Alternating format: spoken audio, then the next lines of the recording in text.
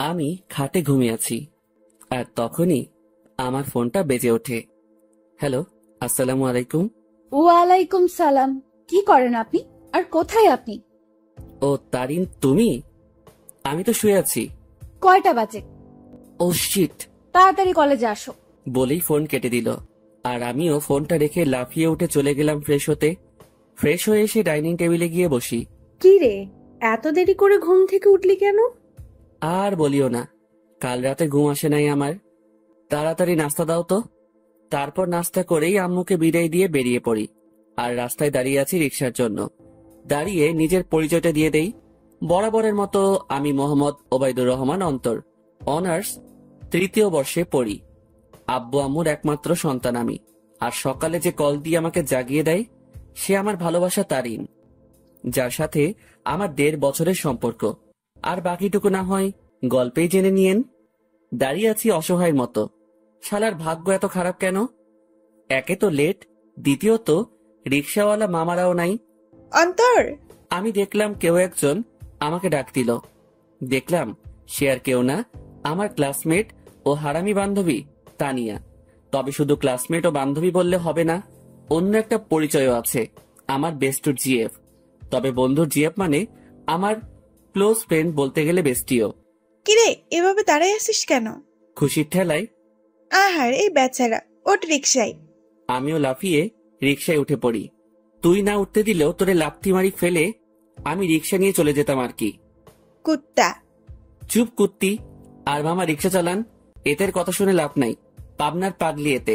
রিক্সা চলতেছে আপন গতিতে, আর আমরা রিক্সায় যুদ্ধ করতে ব্যস্ত। রিক্সা ঠিক আমাদের কলেজের গেটে থামে। ওই কুত্তা, ভাড়া দে। দিমু তো গতকালকে। যা, আমি দিচ্ছি, কিপটা কোথাকার। তারপর তানিয়া ভাড়া দিয়ে দেয়। আমি তো মহা খুশি, টাকা বাঁচাইছি। একটা মাত্র কারণে তোকে সহ্য করতেছি, শুধু কাজটা শেষ হোক ব্যাস। যা, তোর কাজ করবো না আমি, মুড়ি খা। তারপর তানিয়ার সাথে ক্লাসের দিকে যেতে লাগি। ক্লাসে যেতেই আমরা দেখলাম স্যার ক্লাস করাতেছে। বাহ, এত তাড়াতাড়ি আসলেন? কি করে আপনারা? না মানে স্যার, রিক্সার চাকা পাংচার হয়ে গেছে, তাই দেরি হয়ে গেছে স্যার। বাহানা বানাইস না, তোরে হাড়ে হাড়ে চিনি আমি। স্যার আজকের জন্য মাফ করে দেন না। যা সিটে বয়, ইম্পর্ট্যান্ট ক্লাস চলছে। আজকে এমনেও নোট দেয়া হবে, নিয়ে নিস। স্যার আমাকে ভালো করে চিনে, যদি কথা বাড়াই তাহলে তার মাথা যাবে, তাই কিছু না বলেই ক্লাসে বসতে দেয়। আমিও বসে পড়ি আর ক্লাসে মনোযোগ দেই। তবে দেখলাম তারিন আমার দিকে অন্যভাবেই তাকিয়ে আছে। ক্লাসটা শেষ হতেই আমি ক্যাম্পাসে চলে গেলাম। দেখলাম তারিনও আসলো। এত লেট কেন আজকে? সরি, আসলে ঘুম থেকে উঠতে লেট হয়ে গেছে। তানিয়ারও কি ঘুম থেকে উঠতে লেট হয়ে গেছে, নাকি সেও তোমার সাথে একত্রে আসলো? আরে সেটা তো আমি জানি না, তাকে জিজ্ঞাসা করো তুমি। আর তুমি তানিয়াকে নিয়ে কথা বলতেছো কেন? সে তো আমার ফ্রেন্ড হয়। তারিন আমার পাশে এসে বসে। দেখো অন্তর, আমি সত্যিই তোমাকে ভালোবাসি, আর তোমাকে হারাতে চাই না। প্লিজ আমাকে চিট করিও না। চিন্তা করিও না, আমি তোমার ভরসা ভাঙবো না। তাহলে বলো, তানিয়ার সাথে কিসের এত কথা তোমার? সময় হলে বুঝতে পারবা। এখন চলো ক্যান্টিনে যাই। হুম, চলো। আর কি বলবো তোমাকে? তোরাই যা, আমি তো আকাশ থেকে ভেসে আসছি। না রে শালা, তুই তো উগান্ডা থেকে আসছিস। দূর বেটা। তাহলে আমি বা কেন বাদ যাব?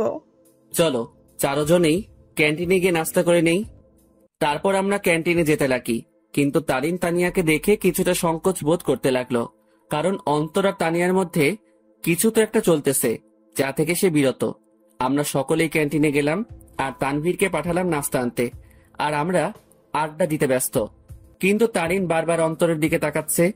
সে অন্তরের চোখের ইশারা দেখতে লাগে, যা তানিয়াকে দেওয়া হচ্ছে। কি এমন কথা তানিয়া ও অন্তরের মধ্যে, যা আমাকে বলা হয়নি? তাদের দুজনের হাবভাব ঠিক লাগতেছে না আমার। অনেকদিন ধরেই তাদের আমি একটু ক্লোজ আসতে দেখলাম। কোনো অন্তর আমাকে ঠকাচ্ছে না তো? যেই করেই হোক, তাদের দুজনের মধ্যে কথাবার্তাগুলো আমাকে জানতে হবে। তানভীর নাস্তা নিয়ে আসে আর আমরাও মজা করে খেতে লাগি। নাস্তা খাওয়া শেষ করে আমরা ক্যাম্পাসে চলে যাই। আমি দেখলাম তারিন একটু অন্যমনস্ক হয়ে আছে।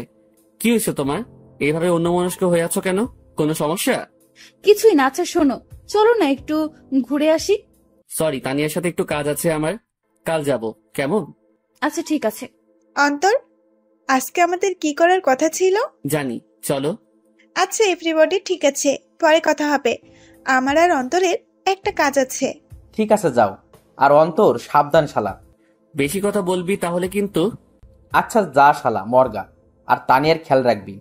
বাই। তারপর আমি আর তানিয়া বিদায় নিয়ে চলে গেলাম আমাদের কাছে। অন্যদিকে তানভীর, বল। অন্তর আর তানিয়ার দিকে খেয়াল করছিস তুই? কি হয়েছে তাদের? তাদের হাব ভাব দেখছিস তুই? দেখলাম তো। আমার থেকে তো কোনো কিছুই মনে হলো না। তোর থেকে মনে হবে কিভাবে? তোর বেস্টু বলে কথা। কিন্তু আমার থেকে তানিয়ার অন্তরের হাব ভাব ঠিক লাগছে না। এর উপর আমার পুরো বিশ্বাস আছে ও কোনোদিনও কোনো উল্টোপাল্টা কাজ করবে না। কিন্তু তানভীর, আমার না একটু তাদের হাব ভাব থেকে সন্দেহ হচ্ছে। তুই নেগেটিভ ভাবে ভাবছিস বলে তোর এমনটা লাগতেছে, কিন্তু পজিটিভলি ভাব, তাহলে দেখবি সব ঠিক লাগবে। কিন্তু তারিনের মনে এখনো অন্তরের প্রতি সন্দেহ আছে, কারণ তারিনকে না বলে সে তানিয়ার সাথে খুব ক্লোজলি ভাবে কথা বলতেছে। এইদিকে আমি আর তানিয়া শপিং মলে চলে আসলাম। আসলে আমাদের কিছু কেনাকাটা করতে হবে, তাই। তো কি কি কিনবি বল? লিস্ট ফুল রেডি করেই আনছি। তাহলে শুরু করে দে। আমরা আমাদের লিস্ট অনুযায়ী শপিং করতে ব্যস্ত। প্রায় আমাদের শপিং শেষ, আর তখনই তানিয়া ডাক দেয়। কিরে, ডাকতেছিস কেন? চল জেন্টস শপে যাব, একটা টি শার্ট নিব। আমার জন্য নিবি? হ, আমাকে পাগলা কুকুর পাইছে তো। আসলে তোরে পাগলা কুকুরে পাইছে? অন্তর, এটা কিন্তু বেশি হইতেছে। ও মা গো, টুরুলাভ। আচ্ছা চল। তারপর গেলাম টি শার্ট কিনতে। মানে তানিয়া কিনবে আর আমি দেখবো। কি কালার পছন্দ তানভীরের? আমি আর তানভীর প্রায় সেম কালার পছন্দ করি। বুঝছি, হাইরে চয়েস রে। তারপর তানিয়া ঘুরে ঘুরে দেখতে লাগলো আর কয়েকটা টি শার্ট নিয়ে আমার কাছে আসে। দেখ, এখান থেকে দুইটা সিলেক্ট করে দে। আমিও দুইটা টি শার্ট সিলেক্ট করে দেই, আর সেও কিনে নেয়। চল, খিদা লাগছে, কিছু খাওয়াবি? চুপচাপ বাসায় গিয়ে খেয়ে নিস। এমনিও টাকা আছে কিনা জানি না। চুপ কিপটা, তোর জন্যই তো আমি শপিং মলে আসছি, আর তোর জন্যই তো শপিং করলাম। এখন কিপটামি করিস না, চল রেস্টুরেন্টে। আমি তো শপিং এ টাকা খরচ করলাম, তুই তো শুধু তানভীরের জন্য টি শার্ট নিলি। ওলে বাবারে, টাকা তোর একা যায় নাই, তোর শপিং এ আমি তানভীরের টাকাও আছে। আর এটা তো তোর জানের জন্য করতেছি আমরা। এখন কিপটামি না করে চল তো। বাবা গো, চল বুঝছি, 1 টাকাও বাসায় নিতে দিবি না। তারপর আমরা রেস্টুরেন্টে গেলাম। সেখানে গিয়ে আমরা বসে পড়লাম, আর তখনই তানভীর ফোন দেয়। হ্যালো, কে? শপিং হয়েছে মামা, নাকি আরো বাকি আছে? শপিং শেষ, শুধু লাস্ট জিনিসটা আনলেই সব কমপ্লিট। সেটা আমি আনবো তো সময় মতো, তুই চিন্তা করিস না। আচ্ছা, তারিন কি চলে গেছে? তবে মামা, তোকে আর তানিয়াকে সন্দেহের নজরে দেখতেছে। বলতেছে তোর আর তানিয়ার মধ্যে নাকি কিছু চলতেছে। হ, তাও তার জন্যই। তো কি করিস? আমি কি করবো? যা করার তোর তানিয়া করতেছে। আমারে লুটতেছে রে মামা। আজ যদি তানিয়ার সাথে ব্রেকআপ করতি, তাহলে এই দিন দেখতে হতো না আমার। সমস্যা নাই, তানভীর যদি আমাকে ছেড়ে দেয়, আমিও তোর গলায় পড়বো আর কি। যা লুট হ। আচ্ছা, খাওয়া দাওয়া করে নিয়ে জিনিস সহ তানিয়াকে বাড়ি দিয়ে আসিস। ভাই, তুই এসে নিয়ে যা না। সাথে সাথে তানিয়া আমার থেকে ফোন কেড়ে নিল আর শুরু করে দিল তাদের প্রেমালাপ। আর আমি বেচারা আমারটার জন্য মরতেছি। তানিয়া তানভীরের কথা শেষ, আর আমাদেরও খাবার চলে আসে। অন্যদিকে তারিন ও তার কিছু বান্ধবীদের নিয়ে একই রেস্টুরেন্টে আসে, যেখানে অন্তর ও তানিয়া উপস্থিত। তারিন, দেখ তো, এটা অন্তর ভাইয়া না? তারিন অন্তরকে তানিয়ার সাথে দেখে প্রায় অবাক হয়ে গেল। তারিন দেখতে লাগলো তানিয়া আর অন্তর হেসে হেসে কথা বলতেছে আর খাবার খাচ্ছে। তারিন তার মোবাইলটা বের করে অন্তরকে কল দেওয়ার জন্য। এইদিকে আমি জানি না প্ল্যান সাকসেস হবে কিনা, তবে আমি আমার কলেজাটাকে খুশি দেখতে চাই। আমরা তো সেটাই চেষ্টা করতেছি অন্তর, তুই চিন্তা করিস না। হঠাৎই আমার কলটা বেজে ওঠে, আর দেখলাম তারিন কল দিছে। আমিও রিসিভ করলাম। হ্যালো। কোথায় তুমি? আমি তো বাসায়। কেন? ও, কি করো তুমি? এই তো আছি। আর কি, মোবাইল নিয়ে। তুমি কি করো? আমিও মোবাইল নিয়ে ব্যস্ত। আচ্ছা, পরে কথা বলি, কেউ রুমের দিকে আসতেছে। Okay bye. তারপর কেটে দিল।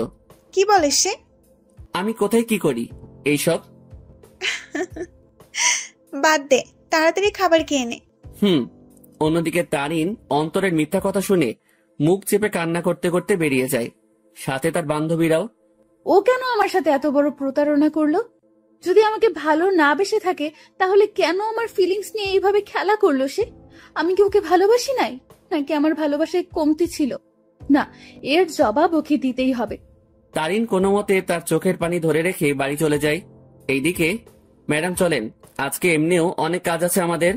তারপর বিল মিটিয়ে তানিয়াদের বাড়ির দিকে চলে যাই। তবে তানিয়াদের পুরনো বাড়িতে যাই আমরা। তানিয়াদের পুরনো বাড়িতে আসার আগেই তানবীরকে কল দিয়ে আসতে বলে দেই, আর সে এখন উপস্থিত।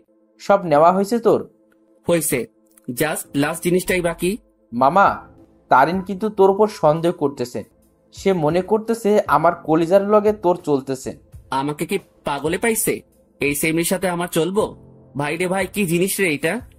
আমার লুটি ফেললো। ভাই, একটু দেখে শুনে রিলেশন করতে পারিস না? ওই সাবধান। ঝগড়াঝাড়ি বাদ দে, আর এইগুলো আমাদের দিয়ে বাড়ি যা, আমরা কাজ শুরু করে দিব। ওকে, নেইগুলো, আমি গেলাম। তারপর তাদের জিনিসপত্রগুলো দিয়ে আমিও বাড়ি চলে গেলাম। কই ছিলি তুই? আসিলাম আর কি, মেসেজ দিছিলাম না, দেখো নাই? দেখছি। যা রুমে, আমি তোর জন্য চা আনতেছি। এই না হলে আমার আম্মু আমার কতই না খেয়াল রাখে, আমাকে কতই না ভালোবাসে। হাওয়া দাওয়া বন্ধ কর। আমিও রুমে চলে গেলাম, আর একটু ফ্রেশ হয়ে সেই খাটে লেটিয়ে পড়ি। আর আজকের পার্টির জন্য উত্তেজিত। আসলে প্রায় এক সপ্তাহ আগ থেকে আজকের দিনের জন্য প্ল্যান করতেছি আমি, তানবীর ও তানিয়া। কারণ আজ আমার কলিজাটার জন্মদিন, তাই চিন্তা করলাম ওর জন্য সারপ্রাইজ বার্থডে পার্টি অ্যারেঞ্জ করে তারিনকে সারপ্রাইজ দিব আমি। আমি শিওর তারিন আজকে সেই লেভেলে চমকেও যাবে, ও খুশিও হবে। কারণ আমি জানি তারিন আমাকে কতটা ভালোবাসে। আম্মু চা নিয়ে আসে। আসলে দুপুরে চা খাওয়ার অভ্যাস, তাও রং চা। কি রে, আজকে তোর চেহারায় অন্য কিছুই দেখতে পাচ্ছি আমি। কি ঘটিয়ে আসলি আবার? দূর, কই কি ঘটাইছি আমি? সত্যি করে বল, কি ঘটিয়ে আসলি তুই? তোর চেহারায় আজ অন্য কিছুই বলতেছে আমাকে। ধুর আম্মু, বললাম তো কিছুই ঘটাই নাই। যাও, কথাই বলবো না। বলিস না, আমি গেলাম। তুই তোর রং চা শেষ কর। তারপর আম্মু চলে যায়, আর আমিও রং চা শেষ করলাম। আর আজকে কি কি হবে সেটা নিয়ে ভাবতে লাগলাম। অন্যদিকে তারিন বালিশে মুখ গুজে কান্না করতে ব্যস্ত, কারণ সে অন্তরকে তানিয়ার সাথে রেস্টুরেন্টে দেখলো। আর যখন সে অন্তরকে কল দেয় ও জিজ্ঞাসা করে, তখন অন্তর তাকে মিথ্যা বলে। সে অন্তরের এইসব নিয়ে ভাবতে লাগে আর চোখের পানি ফেলতে লাগে। সন্ধ্যাবেলা আমিও রেডি হয়ে নিলাম, দেখলাম তানিয়া কল দিছে। হ্যাঁ বল। কই তুই আসবি না? আমি না আসলে আমার তারিনকে কেক কে খাওয়াবে, ও লাগাবে। আচ্ছা, তানবীর কি গেছে কেক আনতে? তুই তাড়াতাড়ি আয়। বলেই কল কেটে দিল। আমিও মোবাইল আর ওয়ালেট নিয়ে বাসা থেকে বেরিয়ে পড়লাম। আমি চলে গেলাম সেই জায়গায়, সেখানে আমাদের বার্থডে পার্টি হবে। আর সেটা হলো তানিয়াদের পুরনো বাড়ি। আসলে তানিয়ার পরিবার আমাদের চিনে, আর তানিয়া ও তানভীরের বিয়েও ঠিক হয়ে আছে। কারণ তানিয়া ও তানভীরের বাসায় তাদের সম্পর্ক মেনে নেয়। আমিও দরজার কাছে গিয়ে নক দেই। কি রে, আসছিস? হ, আজকেই সেই মজা হবে। আমি তো আর ওয়েট করতে পারতেছি না। ভেতরে চল তো। আমিও ভিতরে চলে যাই। অন্যদিকে তারিনের বান্ধবী নিশু দেখে অন্তর ও তানিয়ার কথাবার্তা শুনে অবাক হয়ে যায়। এটা আমি কি শুনলাম? অন্তর ভাইয়া তানিয়া আপুর সাথে ছি! উনি এত নিচু মানুষ তা আমার জানা ছিল না। আমি এখনই তারিনকে বলবো এই সব। নিশু তার মোবাইল বের করে আর তারিনকে কল দেয়। হ্যালো তারিন, শোন, কথা আছে। বলো। তারপর নিশু যা যা শোনে সব বলে। যা শুনে তারিন এবার রেগে যায়। আয় জানোয়ারের বাচ্চা, আমি এবার ছাড়বো না। আমি এর শেষ দেখেই ছাড়বো। তুই সেইখানেই থাক, আমি এক্ষুনি আসতেছি। তারপর কল কেটে দেয়। আর তারিনও রেগে ঘর থেকে বের হয় অন্তরকে সাহায্য করার জন্য। তারিন ও তার বান্ধবী নিশু মিলে ঘরের দরজায় গিয়ে কান পেতে শুনে। এইদিকে আমি আর তানিয়া মিলে হলরুমে যা যা করা বাকি ছিল তা করলাম। আমিও তাড়াহুড়ো করতে গিয়ে সেখানে থাকা সোফার টেবিলের উপরে একটা বোতল ছিল, সেটা ধাক্কা খেয়ে তানিয়ার গায়ে পড়ি। আউ! সরি। এত তাড়াহুড়ার কি আছে, আস্তে আস্তে কর। ওকে। অন্যদিকে তারিন তাদের কথাগুলো শুনে মুখ চেপে কান্না করতে লাগলো। আর নিশু প্রায় অবাক হয়ে গেল এই সব শুনে। ছি, অন্তর ভাইয়া এত নীচ আর নোংরা প্রজাতির মানুষ হবে তা কল্পনাও করতে পারি না আমি। কুত্তার বাচ্চা, জানোয়ার, নরপশু, তুই তো আজকে শেষ। তারপর তারিন জোরে জোরে দরজা নক করতে লাগে। এইদিকে মনে হয় ও চলে আসছে। ওরে আমার লজ্জাপতি, এত লজ্জা পাইস না। তোর লজ্জা দেখে না লজ্জাও ইনসাল্টেড ফিল করবে। কুত্তা, তোর সাথে কি এমন দুশ্মনী করলাম? কথায় কথায় ইনসাল্ট করিস। যা, দরজা খোল। আমিও গিয়ে দরজা খুললাম। দরজা খুলে থ হয়ে গেলাম, কারণ তারিন ও নিশু উপস্থিত। তোমরা? সাথে সাথে তারিন আমার কলার ধরে আমাকে ছুঁড়ে মারে ফ্লোরে। কুত্তার বাচ্চা, জানোয়ার, শয়তান, বেয়াদব, লম্পট, বখাটে, প্লে বয়, আমার সাথে কি করে এসব করতে পারলি তুই? সাথে সাথে তারিন তার জুতা খুলে আর আমার গালে মারতে থাকে। জানিস আমি তোকে কতটাই না ভালোবাসছি, কিন্তু তুই যে এমন হবি কে জানতো? তারিন, কি করছিস তুই এইসব? চুপ, বেয়াদব নষ্টা মেয়ে। তুইও কম না। তোর আর তানভীরের বিয়ে ঠিক হয়ে থাকার পরেও তুই আমার বয়ফ্রেন্ডের সাথে ছি। আর তুই, তোকে কতই না ভালো ভাবছিলাম আমি, কিন্তু তুই তো আস্ত একটা লুচ্চা, বেয়াদব, লম্পট। মানে যত খারাপই বলি না কেন, তার থেকেও নিচ তুই। আমি তারিনের অবস্থা দেখে অবাক হয়ে গেলাম। আর সে তো আমাকে তার পায়ের জুতো দিয়ে আমাকে মারলো। তার এই ব্যবহার দেখে আমার চোখ দিয়ে টপ টপে পানি পড়তে লাগে। আজ তারিন আমার সাথে এটা করতে পারলো? আমি কি এমন অপরাধ করলাম যার জন্য তারিন আমাকে এতগুলো কথা শোনালো আর জুতার বাড়িও দিল? তোর যদি রুম ডেট করার এতই ইচ্ছা ছিল আমাকে বলতি, কিন্তু তুই কি না। এই লুচ্চা প্লে বয়, তোর কি একটুও মনে সংকোচ বোধ করে নেই? নিজেই নিজের বেস্ট ফ্রেন্ডের হবু বউয়ের সাথে তুই আমার তো মন ভেঙে ফেললি, কিন্তু কি করে নিজের বেস্ট ফ্রেন্ডকেও ধোকা দিলি তুই? বলেই তারিন আমাকে জুতা দিয়ে মারতে লাগলো। সি ভাইয়া, আপনি এত নিচু প্রজাতির মানুষ হবেন তা আমার জানা ছিল না। আপনি জানেন তারিন সবসময় আপনাকে নিয়ে কথা বলতো, সবসময় আপনাকে নিয়ে কতই না স্বপ্ন ছিল তার, কিন্তু আপনি কি না। সি ভাইয়া, আপনাকে দেখে আমার ঘৃণা হচ্ছে। তাদের কথাগুলো শুনে আমি চোখ দিয়ে পানি ফেলছিলাম। আজ তারিন আমাকে এইভাবে অপমান করলো। আমি তো কোনো অন্যায় করি নাই। তাহলে কি বলতেছে তারিন এইসব? সত্যি কলিজাটা ফেটে যাচ্ছে আমার। জানিস তোকে কি করা দরকার? তোকে জুতার মালা পরায় এলাকায় ঘুরানো দরকার। দাঁড়া, আমি পুলিশকে কল দিচ্ছি। আর তখনই তানভীর কেক নিয়ে উপস্থিত হয়। সে আমাকে এভাবে পড়ে থাকতে দেখে ও তারিনকে এখন এখানে দেখে অবাক হয়ে যায়। এই অন্তর, এইভাবে পড়ে আসিস কেন? আর তারিন এখন এখানে কি করতেছে? তানভীর, আমি তোকে আগেও বলেছি এই জানোয়ার ও তোর নষ্টা হবু বউয়ের মাঝে অনেক কিছু চলতেছে, কিন্তু তুই বিশ্বাস করিস নাই। কিন্তু দেখ, আমার সন্দেহ ঠিক সত্যিই হইছে। আজ আমিও নিশু মিলে হাতে নাতে ধরছি এই দুইটাকে। তারা এখানে তাদের কীর্তিকলাপে ব্যস্ত ছিল, আর আমাকেও তোকে ঠকাছিল তারা দুজন মিলে। তানভীর কথাটা শুনে অবাক হয়ে যায়, তবে তানভীর অবাক হয় তারিনের কথাগুলো শুনে। এই কি বললি তুই? অন্তর আর তানিয়ার মাঝে কি চলতেছে? দেখ তুই, তাদের দুইটাকেই তানিয়ার পুরনো বাড়িতে ধরছি আমরা। দেখ, পুরনো বাড়িতে এসে তারা তাদের প্রেম লীলা চালাচ্ছিল, কিন্তু আজ ধরা খেয়ে গেল দুই নষ্টা।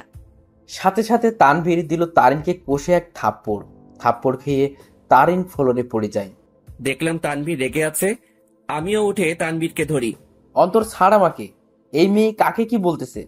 তারিন তানভীরের দিকে গাল হাত দিয়ে তাকিয়ে আছে, আর নিশু অবাক চোখে তানভীরের দিকে তাকিয়ে আছে। তানভীর আমার থেকে নিজেকে ছাড়াই নাই আর তারিনের চুলের মুঠি ধরে দাঁড় করায়। এই, তুই কাকে কি বলছিস? আর কি বললি তুই? তারা এখানে এসে তাদের প্রেম লীলা চালাচ্ছিল, তাই না? আয় আমার সাথে তুই। তারিনের চুলের মুঠি ধরে হলরুম দেখাতে লাগে। এই দেখ, তারা আসলে কি করতেছিল।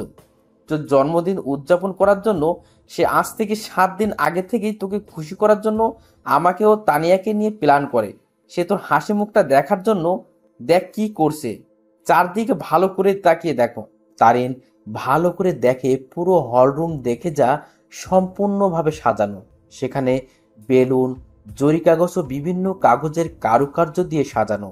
তারপর তানভীর তারিনের চুলের মুঠি ধরে বার্থডে অলবোর্ড দেখায়। কি, ওরা তো এখানে নষ্টামি করতে আসছে, তাহলে এই সব কোনো প্রয়োজন ছিল? উত্তর দে। তানভীর আবার তারিনকে চুলের মুঠি ধরে কেকের প্যাকেটের কাছে নিয়ে যায়। দাঁড়া, তাদের নষ্টমী আরো একটা নমুনা দেখায় বলেই সেই প্যাকেট খুলে দেখায়। দেখ, তাদের নষ্টামি উদযাপন করার জন্য বার্থডে কেক আনে, যেটা তো সুন্দর করে লেখা আছে হ্যাপি বার্থডে তারিন। তারিন এই সব দেখে তাদের মনের মধ্যে অন্তরের বিরুদ্ধে যত সন্দেহ ঘৃণা ছিল সব দূর হয়ে যায়, আর সেই সেখানেই হাউমাউ করে কান্না করে দেয়। কিরে, এখন কান্না করতেছিস কেন তুই? আরো দেখবি তাদের নষ্টামির নমুনা। আসলে তোদের মতো মেয়েরা না ভালোবাসতেই জানে না, শুধু মুখে ভালোবাসি ভালোবাসি বললেই হয় না। মনে প্রাণে বিশ্বাসও করতে হয় ভালোবাসার মানুষকে, কিন্তু তুই কি করছিস? খালি সন্দেহ। হ্যাঁ, আমার বেস্টু খারাপ কারণ সে তাকে খুশি করতে চেয়েছিল, আর আমি আমার সেই খারাপ বন্ধুকে নিয়ে গর্ব করি কারণ সে মানুষকে ঠকায়নি কোনোদিনও। সে সব সময় সবাইকে হাসি খুশি দেখতে চায়, কিন্তু আড়ালে সে নিজেই কান্না করে যেত। কিন্তু যখন তুই তার জীবনে আসছিস, সে মনে করছিল সেও এখনো হাসি খুশি থাকবে, কিন্তু তুই আজকে তাকে সবচেয়ে বড় কষ্ট দিয়ে দিলি। হ্যাঁ, আমার বন্ধু জানোয়ার, কারণ সে তোকে হাসাতে চেয়েছিল, যার প্রতিদান আজ তুই দিয়ে দিলি। তানভীর, অন্তর কোথায়? নিশু, অন্তর কোথায়? নিশু চুপ হয়ে আছে। তানভীর সাথে সাথে বাইরে দৌড় দেয় অন্তরকে খোঁজার জন্য, কিন্তু অন্তরকে পায়নি সে। তারিন সেখানে কান্না করতে করতে বসে পড়ে। তারিন, ছি, তুই এত নিস মন মানসিকতার মেয়ে, তা আমার জানা ছিল না। কিভাবে তুই এ ভাবলি? অন্তর আমাকে বান্ধবী মানে তো ঠিকই, সাথে ও আমাকে মন থেকে সম্মানও দেয়। আর তুই কি না, অন্তর তোর জন্য কতই না কি করতে চাইছিল। সে চাইছে তোকে সারপ্রাইজ বার্থডে পার্টি দেবে, কিন্তু তুই তাকে কি দিলি? অনেক অপমান ও জুতার বাড়ি। কি করে পারলি তুই এইসব ভাবতে? অন্তর তোকে কতটা ভালোবাসে তা আমি আর তানভীর ভালো করেই জানি, কিন্তু তুই ভালো যেহেতু বেসেছিস, তাহলে একটু ভালোবাসার মানুষকে বিশ্বাস করতে শেখ, সন্দেহ না। আমার মনে হয় না তুই অন্তরকে কোনোদিনও ভালোবেসেছিস, কিন্তু সে তোকে মনে প্রাণে ভালোবেসেই গেল। তানভীর বাইরে থেকে আসে। অন্তরকে পাইছো? না, তুমি একটু কষ্ট করে বাড়িতে খুঁজে দেখো তো। আর এই, তুই বের হওয়া বাড়ি থেকে। তানভীর তারিনকে টেনে বাড়ি থেকে বের করে দেয়, সাথে নিশিও বেরিয়ে যায়। আর তানভীর ও তানিয়া মিলে পুরো বাড়ি খুঁজে দেখে, কিন্তু অন্তরকে খুঁজে পেল না। তারিন বাইরের রাস্তায় বসে বসে হাউমাউ করে কান্না করতে লাগে। সে আজ তার সন্দেহের জন্য তার অতি প্রিয় একটা জিনিসের কাছে ঘৃণার পাত্র হয়ে গেল। কি করে আমার মাথায় এসব আসলো? কেন আমি অন্তরকে সন্দেহ করলাম? যে আমাকে বলেছিল আমাকে কোনোদিন ঠকাবে না, কিন্তু আমি তাকে বিশ্বাস না করে তাকে অনেক কথা শোনালাম ও জুতার বাড়ি দিলাম। ছেলেটা তো আমাকে হাসি খুশি রাখতে চেয়েছিল, কিন্তু আমি ওকে কাঁদিয়ে দিলাম। বলে সে আরো কান্নায় ভেঙে পড়ে। এইদিকে আমি মেইন রোডে চলে আসলাম। আজ আমাকে আমার ভালোবাসা ভালোই একটা শিক্ষা দিল, আর বুঝিয়ে দিল আমি তার মনে কোনোদিনও জায়গা করে নিতে পারলাম না। আমি তার মনে বিশ্বাস জোগাতে পারলাম না। হয়তো আমারই ভুল ছিল, আগে তার মনে বিশ্বাস জোগানোটা দরকার ছিল। পরে না হয় তার জন্য কোনো কিছু করতাম। হয়তো আমার ভালোবাসায় কমতি ছিল, যার পরিণাম জুতার বাড়ি পেলাম। না, আর কোনোদিনও কাউকে ভালোবাসবো না, আর মনে আঘাত চাই না। আমি তারিনকে পেয়ে মনে করেছিলাম আমার দুঃখ কষ্ট ওর সাথে শেয়ার করব। মনে করলাম ও আমাকে বুঝবে, কিন্তু আমি ভুল ছিলাম। থাক, আর কাউকে ভালোবাসার প্রয়োজন নেই, আমি একাই ঠিক আছি। আর যদি কাউকে প্রয়োজন হয়, আমার বেস্টু ও আমার হৌভাবি আছে না, কিন্তু না আর কাউকে বিশ্বাস করব, না কাউকে মন দিব। কেউ চাই না, আমার শুধু পরিবার ও বান্ধবীদের নিয়ে থাকবো আমি মেইন রোডে হাঁটতে লাগলাম, মনকে শান্ত ও বোঝানোর জন্য যে তার জন্য কোনো ভালোবাসা নেই, আছে শুধু সন্দেহ আর সন্দেহ। আমিও মেইন রোডে যতদূর পারলাম হাঁটতে লাগলাম। কি বা করবো আমি? ভাঙা মনকে সান্ত্বনা দিতে চাচ্ছি। আমি চিন্তা করছিলাম মনের মতো একজন পেয়ে তাকে নিয়ে আমি হাসি খুশি থাকবো, কিন্তু ভাগ্য একটা মোড় দিয়ে দিল। রাত 11টা বাজে, আমি এখনো রাস্তায় হাঁটছি আর চোখের পানি ফেলছি। আমার ফোনটাও অফ করে রাখছিলাম যাতে কেউ আমাকে বিরক্ত না করতে পারে, কারণ আমি একটু একা থাকতে চাই। রাত 12টা বাজে, আমি রাস্তার এক কোণায় বসে আছি। তবে আজ আমার নেশার সাহায্য নিতে ইচ্ছা করছে, তাই আমিও উঠে হাঁটতে লাগলাম আর খুঁজতে লাগলাম কোনো দোকান খোলা আছে কিনা। আমি দেখলাম একটা টঙের দোকান খোলা, তাই আমিও চলে গেলাম। কি চাই মামা? আমি সংকোচ বোধ করতে লাগলাম, কারণ আমি আজ পর্যন্ত কোনো দিনও কোনো দোকানে গিয়ে সিগারেট চাই নাই। আরে ভাই, বলবেন তো কি লাগবে? সিগারেট লাগবে? আরে এটার জন্য এভাবে সংকোচ বোধ করছেন কেন ভাই? বলেন, কি সিগারেট দিব? আমি বেশিরভাগই ডার্বি, ব্যানসন ও গোল্ডলিপের কথা শুনেছিলাম, তাই চিন্তা করলাম তিনটাই নিয়ে নেই। ডার্বি, ব্যানসন ও গোল্ডলিপ তিনটার এক প্যাকেট দিয়ে দেন। তারপর দোকানদার আমাকে দেয় আর আমিও টাকা দিয়ে দেই। সাথে একটা লাইটারও নিয়ে নিলাম। আমিও যেতে লাগি। ভাই, একটা কথা বলবো? জি বলেন। ভাই, আমি এই প্রথম দেখলাম কেউ একসাথে 3 ধরনের সিগারেট নিল। ভাই, আপনারা কি গ্রুপ মিলে আড্ডা দিবেন নাকি? সেটা আপনি না জানলেও চলবে। আপনার কাজ সিগারেট বিক্রি করা, এই সকল প্রশ্ন করা না বলেই চলে আসলাম সেখান থেকে। তারপর আমিও আবারও মেইন রোডে গিয়ে সিগারেট ধরালাম। হাতে সিগারেট খাবো কি খাবো না তা ভাবতে লাগলাম। পরে এইসব ভাবনা চিন্তা বাদ দিয়ে সোজা খাওয়া শুরু করে দিলাম। প্রথমে একটু কষ্ট লাগলেও পরে ঠিক লাগতে লাগলো। প্রথমে গোল্ডলিপ, এরপর ব্যানসন, এরপর ডার্বি খেলাম। একটা শেষ হতেই অন্য একটা ধরিয়ে দিলাম। এইভাবে 3 প্যাকেটই প্রায় শেষ। শুধু ডার্বির 4টা সিগারেট বাকি আছে। দেখলাম 1টা বাজে। পরে মনে পড়লো বাসার কথা, তাই মোবাইলটা অন করলাম।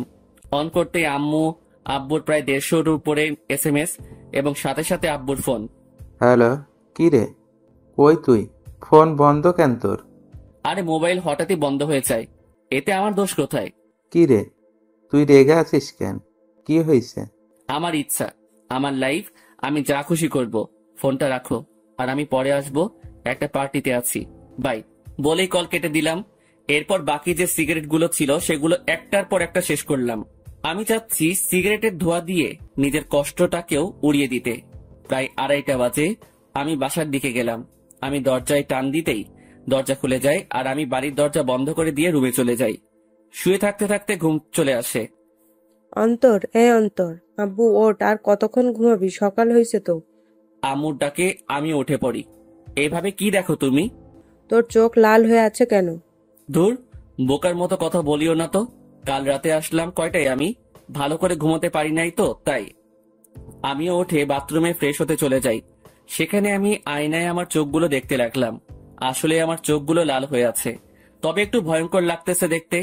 এখন আমার চোখগুলো দেখলে মনে হবে আমি কোনো এক নরপশু হিংস্র হয়ে আছি, আর শিকার পেলে সোজা গিলে ফেলবো। আমি খেয়াল করলাম আমার গায়ের থেকে সিগারেটের গন্ধ আসতেছে, তাই পকেটে যা যা ছিল সব বের করে এক সাইডে রেখে সেই অবস্থায় গোসল করে নিলাম। তারপর রুমে গিয়ে একটা টি শার্ট ও প্যান্ট নিয়ে আবার বাথরুমে চলে গেলাম আর চেঞ্জ করে নিলাম। এরপর আমি আমার রুমে আয়নার সামনে গেলাম। সেখানে গিয়ে নিজেকে দেখতে লাগলাম। একদিনে কি থেকে কি হয়ে গেলাম আমি। আমার চুলগুলো ভেজা অবস্থায় আছে, তাই সেগুলো নেমে আছে, আর চুলগুলো বড় হওয়ার কারণে চোখ বরাবর আসলো। তবে সেই অবস্থায় নিজেকে দেখলাম আর নিজেই প্রায় ভয় পেয়ে গেলাম, কারণ আমার চুল ও চোখের জন্য একটা কি বলবো ভাই, বাদ দেন। আমিও ডাইনিং রুমে চলে গেলাম। দেখলাম আব্বুও উপস্থিত। আমিও টেবিলে বসলাম। কি রে, কাল রাতে কই ছিলি? একটা ফ্রেন্ডের বাসায় বার্থডে পার্টিতে ছিলাম। আমাদের একটু বলে যাইতি, ভালো হইতো। আমাদেরকে চিন্তা হয় না তোর জন্য? সাথে সাথে টেবিলের উপর থেকে একটা গ্লাস নিয়ে ফ্লোরে আছাড় মেরে ভেঙে ফেলি। আমাকে পাইছোটা কি তোমরা? আমি কি মেয়ে নাকি যে আমাকে নিয়ে চিন্তা হয়? যদি এতই চিন্তা হয় তাহলে কেন বাইরের দুনিয়া দেখাইছো আমাকে? ঘরে আটকায় রাখলেই হইতো। আমার অবস্থা দেখে আম্মু আব্বু দুজনেই নিস্তব্ধ হয়ে গেল, আর আমিও টেবিল থেকে উঠে সোজা রুমে চলে গেলাম। তখন মনে পড়লো ফোনের কথা। আমিও ফোনটা হাতে নিলাম। দেখলাম তারিনের নাম্বার থেকে অনেকগুলো মিসড কল। আমি ফোনটা খাটের উপরে ছুড়ে মারি। ফোন বাজতে লাগলো। দেখলাম আননোন নাম্বার থেকে কল আসছে। আমিও রিসিভ করলাম। হ্যালো, আসসালামু আলাইকুম, কে বলছেন? হ্যালো, কোথায় তুমি? কলেজে আসো নাই কেন? দেখো, দোহাই লাগে, একটিবার দেখা করো আমার সাথে। ওই আমাকে পাইছিস কি তুই? যখন ইচ্ছা কষ্ট দিবি, যখন ইচ্ছা পিরিত দেখাবি, তাই না? আর কোনো দিনও আমাকে কল দিবি না। তোর মতো ভালো মেয়ের সাথে আমার মতো লুচ্চা নষ্টা প্লে বয়ের কথা বলা উচিত না। রাখ ফোন বলে কল কেটে দিলাম, আর মোবাইলটা খাটে ছুড়ে ফেলি। লাগবে না কারো ভালোবাসা আমার, একাই ঠিক আছি আমি। অনেক কষ্ট দিয়ে এখন আলগা পিরিত দেখাইতে আসছে। না, এই সিমটাই ভেঙে ফেলবো আমি। না থাকবে সিম, না হবে কন্ট্রাক্ট। আমি মোবাইলটা হাতে নিয়ে তা খুলে সিম নিয়ে নেই, আর সেটা ভেঙে ফেলি, আর খাটে শুয়ে পড়ি চোখটা বন্ধ করে। হঠাৎই কেউ একজন আমার মাথায় হাত বুলিয়ে দিতে লাগে। আমিও চোখ খুলে দেখি আম্মু মাথায় হাত বুলিয়ে দিচ্ছে। কি রে আব্বু, কি হয়েছে তোর? একটু বলতো আমাকে। কিছু হয় নাই আমার। আচ্ছা, দেখি আমি নাস্তা খাইয়ে দিই। আচ্ছা দাও। তারপর দেখলাম আম্মু নাস্তা নিয়েই আমার রুমে আসে, আর প্লেট নিয়ে আমাকে খাওয়াই দিতে লাগে। আচ্ছা শোন, তোর নানু কল দিছিল, এক কাজ কর, তুই কয়েকদিন সেখান থেকে ঘুরে আয় না। আচ্ছা ঠিক আছে, যাব। ঠিক আছে, আজই চলে যা, তাহলে ভালো হবে। ঠিক আছে। আম্মু আমাকে নাস্তা খাওয়াই দিয়ে চলে যায়, আর আমিও চিন্তা করলাম আমার উপর এমনিও অনেক কিছুই গেছে, তাই একটু রিফ্রেশমেন্টের প্রয়োজন, তাই যাওয়াই উচিত। আমিও আমার ব্যাগ গুছিয়ে নিলাম। দেখলাম সকাল 11টা বাজে। আমি ব্যাগ নিয়ে রুম থেকে বেরিয়ে পড়লাম। আম্মু আব্বুর থেকে বিদায় নিয়ে আমি চলে গেলাম বাস স্টেশনে। আমিও টিকিট কাউন্টারে যেতেই শক খেয়ে গেলাম। কিরে, এখন কোথায় যাস? আমি কি বলবো বুঝতে পারতেছি না, কারণ আমার সামনে তানভীর দাঁড়িয়ে আছে। শালা তুই তুই এখানে কি করতেছিস? শালা আমাকে একা করে কই যাচ্ছিস? আর ফোন বন্ধ কেন তোর? এমনি। এখন তুই এখানে কেন? আর কই যাচ্ছিস তুই? যাইতেছি আর কি, বেস্টুর নানার বাড়ি। মানে? মানে আমি তুই একই জায়গায় যাচ্ছে মামা। এবার কথা বলিস না, টিকিট নে। আমি আর কোনো কথা না বলে টিকিট নিতে গেলাম, কিন্তু প্রশ্ন হলো এই হারামি কি করে জানলো আমি যে এলাকা ছাড়তেছি? জি, 2টা টিকিট দেন তো জায়গার জন্য। নিয়ে নে, পরের বাস দেরি আছে। ঠিক আছে দেন তাহলে। আমি 2টা টিকিট নিয়ে নিলাম, কিন্তু আমরা দুজন দু প্রান্তে বসতে হবে। আমরা বাসে উঠলাম। আমি শুধু একটা ব্যাগ নিয়ে আসলাম, যেটাতে কিছু জামা কাপড় ও আমার কিছু প্রয়োজনীয় জিনিস আছে। আমি আবার সিটে বসলাম। যাক ভালোই, আমাকে জানালার পাশ দেওয়া হয়েছে। এবার প্রকৃতি উপভোগ করতে করতে নানার বাড়ি যাওয়া যাবে।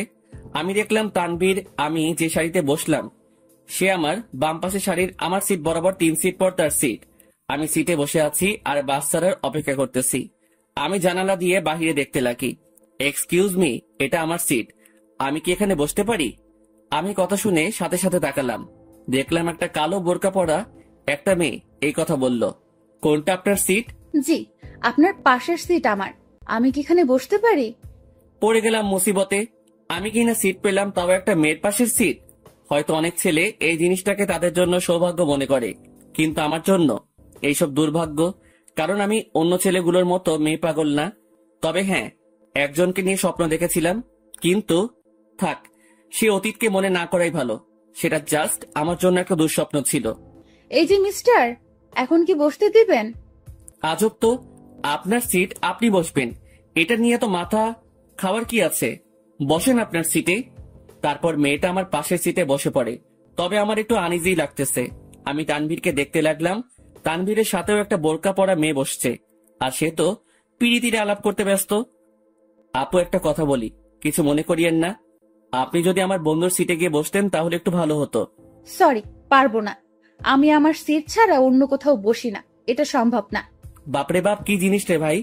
একটা ছেলে পাশে বসছে, আমি ছেলে হয়েও তার জন্য একটু সুবিধার জন্য কথা বললাম, আর সেই কিনা গাড়ি স্টার্ট করলো।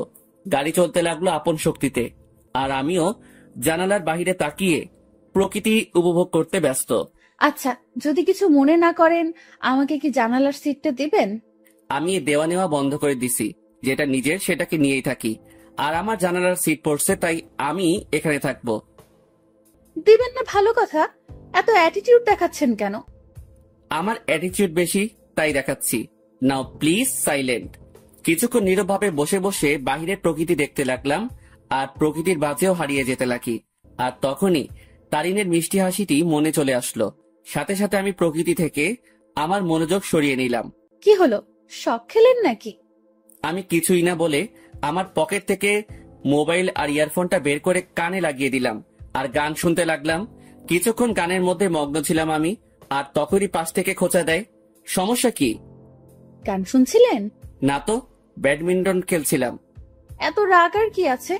আপু, আপনার সমস্যাটা কি বলবেন? কোনো সমস্যা নেই। আচ্ছা, আপনি কি রোমান্টিক গান শুনছিলেন? বুঝছি। আপু আসেন আপনি জানালার সিটে। মেয়েটাও খুশি হয়ে জানালার সিটে বসে, আর আমি পারতেছি না যে এখনই বাস থেকে নেমে যেতে। মেজাজটা খারাপ আগে থেকেই, আমার এখন আরো খারাপ করে দিল। আমি তানবীরকে দেখলাম শালা মেয়ের সাথে পিড়িতির আলাপ করতেছে। হয়তো শালা ভুলেই গেছে তার বিয়েও ঠিক হয়ে আছে। আমি তানভীরকে ডাক দিলাম। তানভীর সিট থেকে আসে, কোনো মতে দাঁড়ায়। মেয়ে পেয়ে তো ভালোই কাজ চালাচ্ছিস, শালা ভুলে গেছিস তোর বিয়ে ঠিক হয়ে আছে? নাকি তানিয়ারে কল দিয়ে বলমু? আরে দোস্ত, মেয়েটা অনেক ফ্রেন্ডলি বিহেভ করে ভাই, অনেক হাসি আড্ডাও করে, তাই আর কি একটু। আমিও তানিয়ারে কল দিয়ে একটু। না না, কল দিস না দোস্ত, না হলে সব শেষ হয়ে যাবে বেটা। হোক শালা, সব শেষ। তোর পাশেও তো একটা মেয়ে, তার সাথে তুইও ফ্ল্যাট কর, কে বারণ করলো তোরে? সেটাই তো সমস্যা। এক কাজ কর, তোর পাশের মেয়েটাকে এখানে পাঠাই দে কষ্ট করে, না হলে। এই যে মিস্টার, মেয়েদের পাশে বসলে সমস্যা কোথায়? এলার্জি আছে আমার। এবার কথা বলিয়ে না, একদম চুপ থাকেন। আচ্ছা দোস্ত, আমি পাঠাচ্ছি। তারপর তানভীর চলে গেল, আর তানভীরের পাশের মেয়েটা আসে। আমি ওনাকে সিটটা দিয়ে আমি তানভীরের পাশে বসে পড়ি আর সেখানে কানে ইয়ারফোন লাগিয়ে গান শুনতে লাগি। বাস বিরতির জন্য থামলো। তানভীর চল একটু ফ্রেশ হয়ে নেই আর কিছু খেয়ে নেই। চল। তারপর আমরা বাস থেকে নামলাম আর একটু হালকা হয়ে নিলাম। তারপর দুজনেই খাবার খেয়ে নিলাম। তবে টেবিল থেকে উঠতেই ঠিক আমার পিছন বরাবর টেবিলে সেই দুইটা মেয়ে উপস্থিত। আমি তাদের দেখেও না দেখার ভান করে চলে গেলাম হাত ধুতে। তারপর হাত ধোয়া আমি তানভীরের কাছে গেলাম। তুই খা, আমি বিল দিয়ে দেই। না, বিল দিস না, আমি দিব। তুই কেন দিবি? তুই আমার সাথে আসছিস, তাই তোর বিল আমি দিব। মামা বেইমানি হবে কিন্তু। যা যা তুই দে, এমনিও কিপটা তুই, দে শালা। তারপর তানভীর খেয়ে বিল দিল আর কিছু খাবার নিয়ে নিল। আমরা বাসে উঠে যাই আর আমাদের আসার পরেই সেই মেয়ে দুইটাও আসে। কিছুক্ষণ পরে বাসটা ছেড়ে দেয় আর আমিও কানে ইয়ারফোন দিয়ে গান শুনতে লাগি। প্রায় 2.5 ঘন্টা পরে আমরা আমাদের গন্তব্যে পৌঁছে যাই। আমরা বাস থেকে নামি আমাদের ব্যাগ নিয়ে। কিছুক্ষণ পরেও দেখলাম সেই মেয়েগুলো। আমি তাদের দেখেও না দেখার ভান করে আমি মোবাইলটা বের করলাম আর মামাকে ফোন দিলাম। হ্যালো মামা, কই তুমি? আরে আমি সিএনজি স্টেশনের সামনে। পরে আমি মামাকে দেখলাম আর কলটা কেটে দিয়ে আর তানভীরকে দিয়ে মামার কাছে চলে গেলাম। মামা আমাকে দেখে জড়িয়ে ধরে। কেমন আছিস অন্তর? ভালোই আছি। তোমাকে কয়বার বললাম আমার জন্য গ্রামের একটা সুন্দরী খুঁজতে, যাতে বিয়ে করতে পারি। হা হা হা, বজ্জাত, এখনো ফাজলামি যায় নাই তাই না? কেমনে যাবে? মুই লেজেন্ডারি ফাজিল। আর মামা, এ হলো আমার বেস্টু, যার কথা তোমাকে বলতাম। কেমন আছো তানভীর?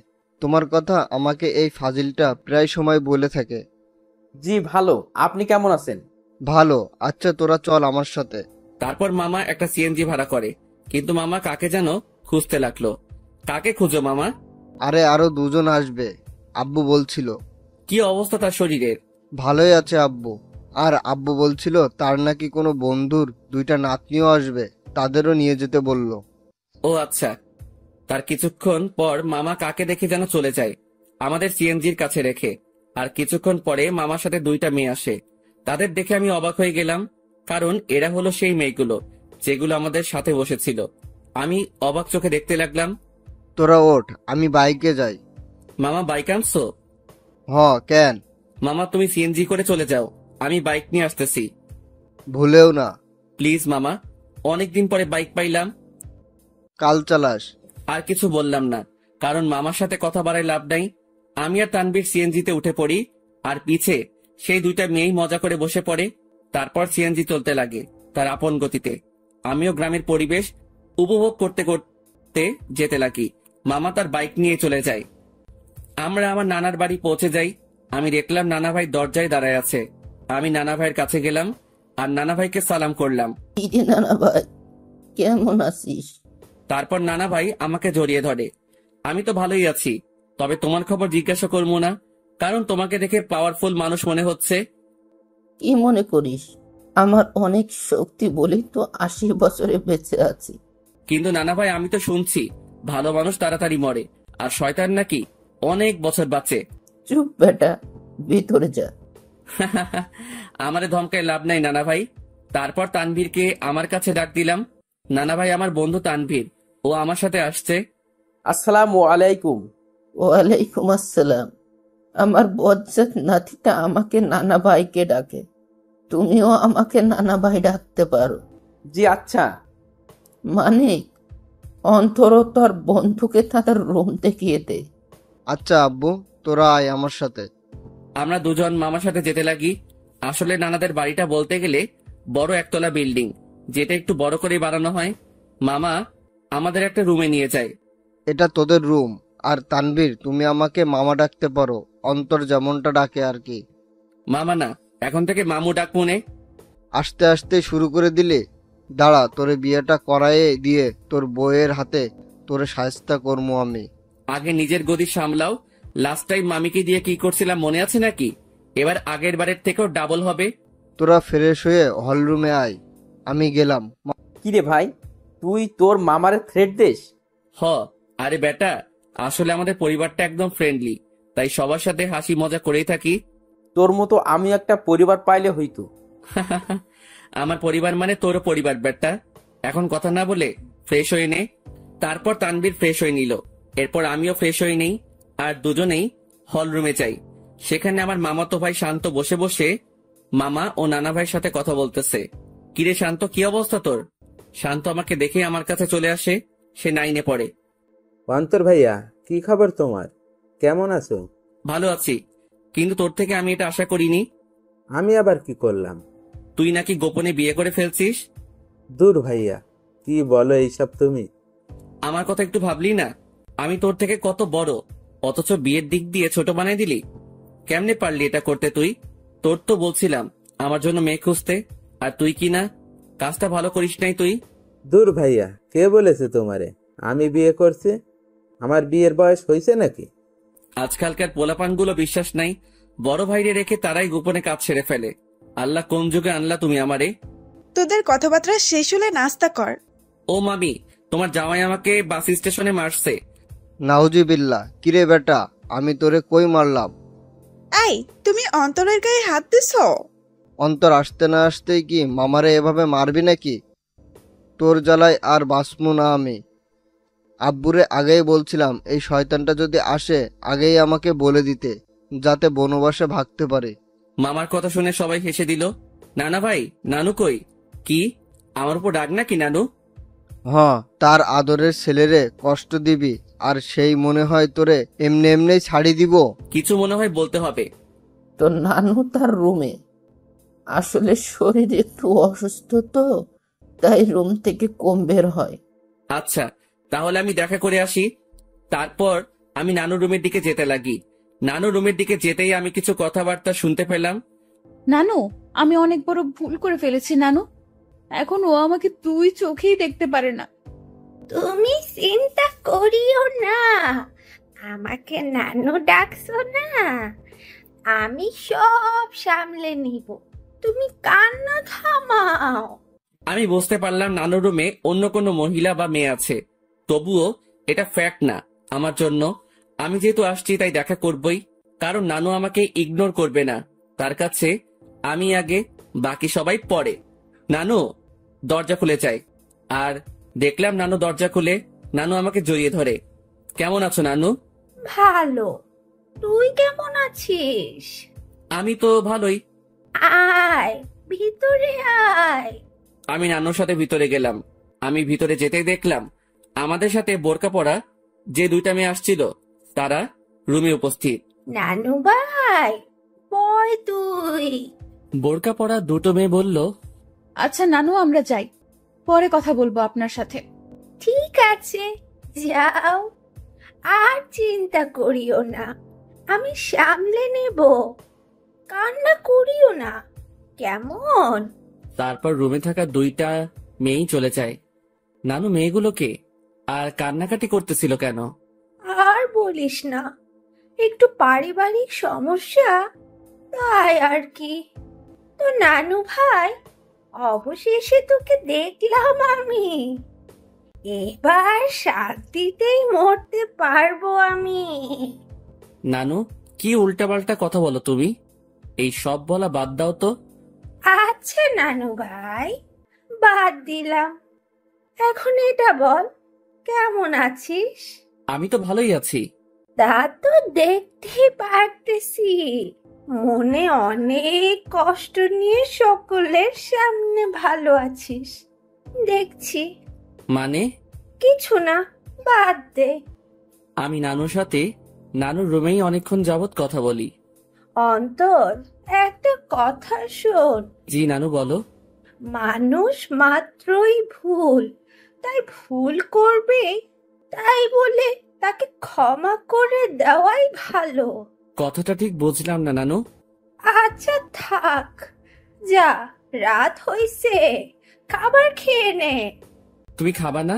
খাবো তো, তবে তোর মামি, আমি আর বাসায় আরো দুজন মেহমান আসছে, তাদের সাথে খাবো আর কি। আচ্ছা ঠিক আছে। তারপর আমি নানুর রুম থেকে চলে যাই আর হল রুমে যাই। সেখানে দেখি নানা ভাই, মামা ও তানভীর কথা বলতেছে। ভালোই তো, বহুত ভালো আলাপ চলতেছে মনে হয়। আমাকে দেখেই তারা হতাশ হয়ে যায়। বুঝলাম না কেন। আজব তো, এইভাবে কি দেখো? আমি কি ভূত নাকি? ভূতের চেয়ে কম নাকি তুই? এই মামু, মেজাজ খারাপ কইরো না, না হলে কিন্তু। কি করবি তুই? গ্রামের একটা মাইয়ারে কিডন্যাপ করে বিয়ে করে চলে আসমো। আমার কথা শুনে সকলেই হাসতে লাগে, তবে আমিও উপর দিয়ে হাসতে লাগি, কিন্তু ভিতর দিয়ে থাক বাদ দেই এইসব। আমার জন্য কি অন্যদের হাসি ঠাট্টা বন্ধ করব নাকি?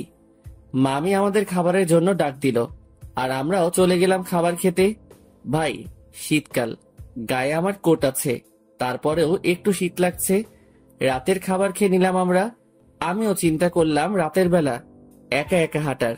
আমি আস্তে করে বাহিরের দিকে যেতে লাগি। কিরে, চোরের মতো কই যাস? যা শালা, ধরা খেয়ে গেলাম। না মানে একটু বাহিরে যাব মামা। অন্তর, বাইরে প্রচুর ঠান্ডা। অসুবিধা নাই, একটু যাই, চলে আসবো তো। ঠিক আছে যা, তবে দরজা লাগিয়ে দিবি। তুই দরজার কাছে আসলে আমাকে একটা কল দিস, আর তানবীরকে নিবি। না মামা, তানবীর এমনিও জার্নি করে আসছে, ক্লান্ত সে, তাই তাকে না নেওয়াই ভালো। আমি মামার সাথে কথা বলেই বাহিরে চলে আসি, আর পকেট থেকে মাস্কটা বের করে পরে নেই, আর কোটটাও মাথায় দিয়ে দেই। আমি হাঁটতে লাগলাম, আর হাঁটতে হাঁটতে একটা দোকানের কাছে চলে গেলাম। আর সেখানে যেতেই মাথায় আসলো সিগারেটের কথা। মুখে মাস্ক আর হুডি, আর সেই অবস্থায় দোকানে চলে গেলাম। আরেক প্যাকেট ডার্বি নিয়ে নেই, সাথে ম্যাচও। সেটা নিয়েই আমিও চলে যাই এক নির্জন জায়গায়, মানে বলতে গেলে পুকুর পাড়। সেখানে পাড়ে বসার জায়গা আছে, আর আমিও সেখানে বসে পড়ি আর সিগারেট টানতে লাগি। সিগারেটের ধোঁয়ার আমি আমার কষ্টগুলোকে উড়িয়ে দিচ্ছি। একজনকে মনে প্রাণে খুব ভালোবাসছিলাম, যার প্রতিদান জুতার বাড়ি পাইছি। একেবারে ভালো মতেও শিক্ষা হইছে আমার, আর কোনো দিনও ভালোবাসার দিকে যাব না। একাই ঠিক আছি আমি, না কারো টেনশন, না কাউকে হারানোর ভয় আমার। আমি পুকুর পাড়ে বসে বসে 2টা সিগারেট খাইলাম। আসলে পরিবেশটা আমার খুব ভালো লাগতেছে, কারণ চাঁদ রাত, আবার পুকুর পাড়ে, সেখানে পরিবেশটা খুবই দারুণ লাগতেছিল আমার। কিছুক্ষণ সেখানে সময় কাটিয়ে আমি বাড়ি চলে গেলাম। বাড়ির কাছে যেতেই মামাকে কল দিলাম, আর মামাও দরজা খুলে দেয়, আর আমি আমার রুমে চলে যাই। দেখি তানবীর ঘুম। আমিও আমার মোবাইলটা চার্জ দিয়ে ব্যাগে সিগারেট ও ম্যাচ ঢুকিয়ে রাখি, আর গায়ে কম্বল দিয়ে ঘুম। সকালবেলা অন্তর ভাইয়া, এই ভাইয়া, উঠো না কেন? সকাল হয়েছে তো ভাইয়া। আমিও উঠে পড়ি, আর দেখলাম শান্ত আমাকে ডাকতে লাগলো। সকাল হয়েছে ভাইয়া, আম্মু নাস্তা রেডি করতেছে। তুই যা, আমি ফ্রেশ হয়ে আসতেছি। আর তানভীর কই? ভাইয়া তো আব্বু ও দাদুর সাথে কথা বলতেছে। তারপর শান্ত চলে গেল। আমিও উঠে পড়ি।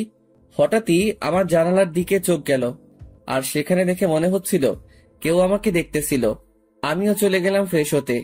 ফ্রেশ হয়ে এসে দেখি মামা, তানভীর, নানা ভাই, মামি, নানু সবাই কথা বলতে ব্যস্ত। আমিও গেলাম। তারপর সকলে মিলে নাস্তা করে নিলাম। অন্তর, আমার বাইক নিয়ে তুই তানবীরকে নিয়ে ঘুরে আয়। ও তো এখানে নতুন, তাই একটু দেখায় আন। আচ্ছা। তারপর মামার থেকে বাইকের চাবি নিলাম, আর বাইক নিয়ে দুজনেই ঘুরে আসলাম। আমরা যে গ্রামে থাকি সেখানে প্রায় সব জায়গায় চাষ করার জন্য মাঠ ও পুকুর, কিন্তু দুঃখের কথা, আমি সাঁতার পারি না। কারণ আমি জীবনের 100 ভাগের 80 ভাগই শহরেই কাটাইছি। বাকি 20 ভাগের মধ্যে 7 ভাগ বলতে পারেন ট্যুরে গিয়ে, আর বাকি অংশ শহরেই। তবুও গ্রামটা ভালো করে চিনি। যতদিন গ্রামে ছিলাম ততদিন মামার সাথে গিয়ে গ্রামে ঘুরতাম। সকালবেলা আমি আর তানভীর অনেকক্ষণ ঘোরাঘুরি করলাম, আর দুপুরের দিকে আসলাম। বাইকটা রেখে বাড়িতে ঢুকলাম, আর দেখলাম নানা ভাই, নানু, মামা, মামি ও সেই 2টা মেয়েও আছে, আর তারা কথা বলতেছে। কিন্তু আজব ব্যাপার হলো, এরা বাড়িতেও হিজাব করে রাখছে। ঘোরা শেষ? মোটামুটি।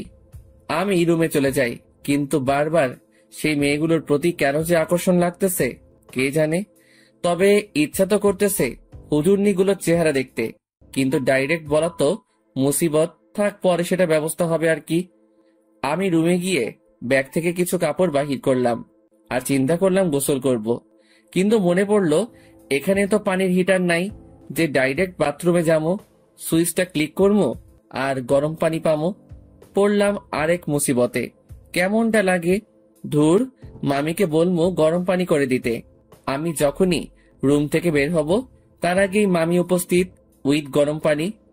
এই না হলে আমার মামি আমার কখন কি লাগে তা তুমিও আম্মুর মতোই জেনে যাও। আমিও তো তোর আরাক আম্মু, এখন যা গোসল করতে, আমি পানি দিয়ে গেলাম। থ্যাংক ইউ মামি, আই লাভ ইউ বলতাম, কিন্তু মামা শুনলে হার্ট অ্যাটাক করব। যা ফাজিল।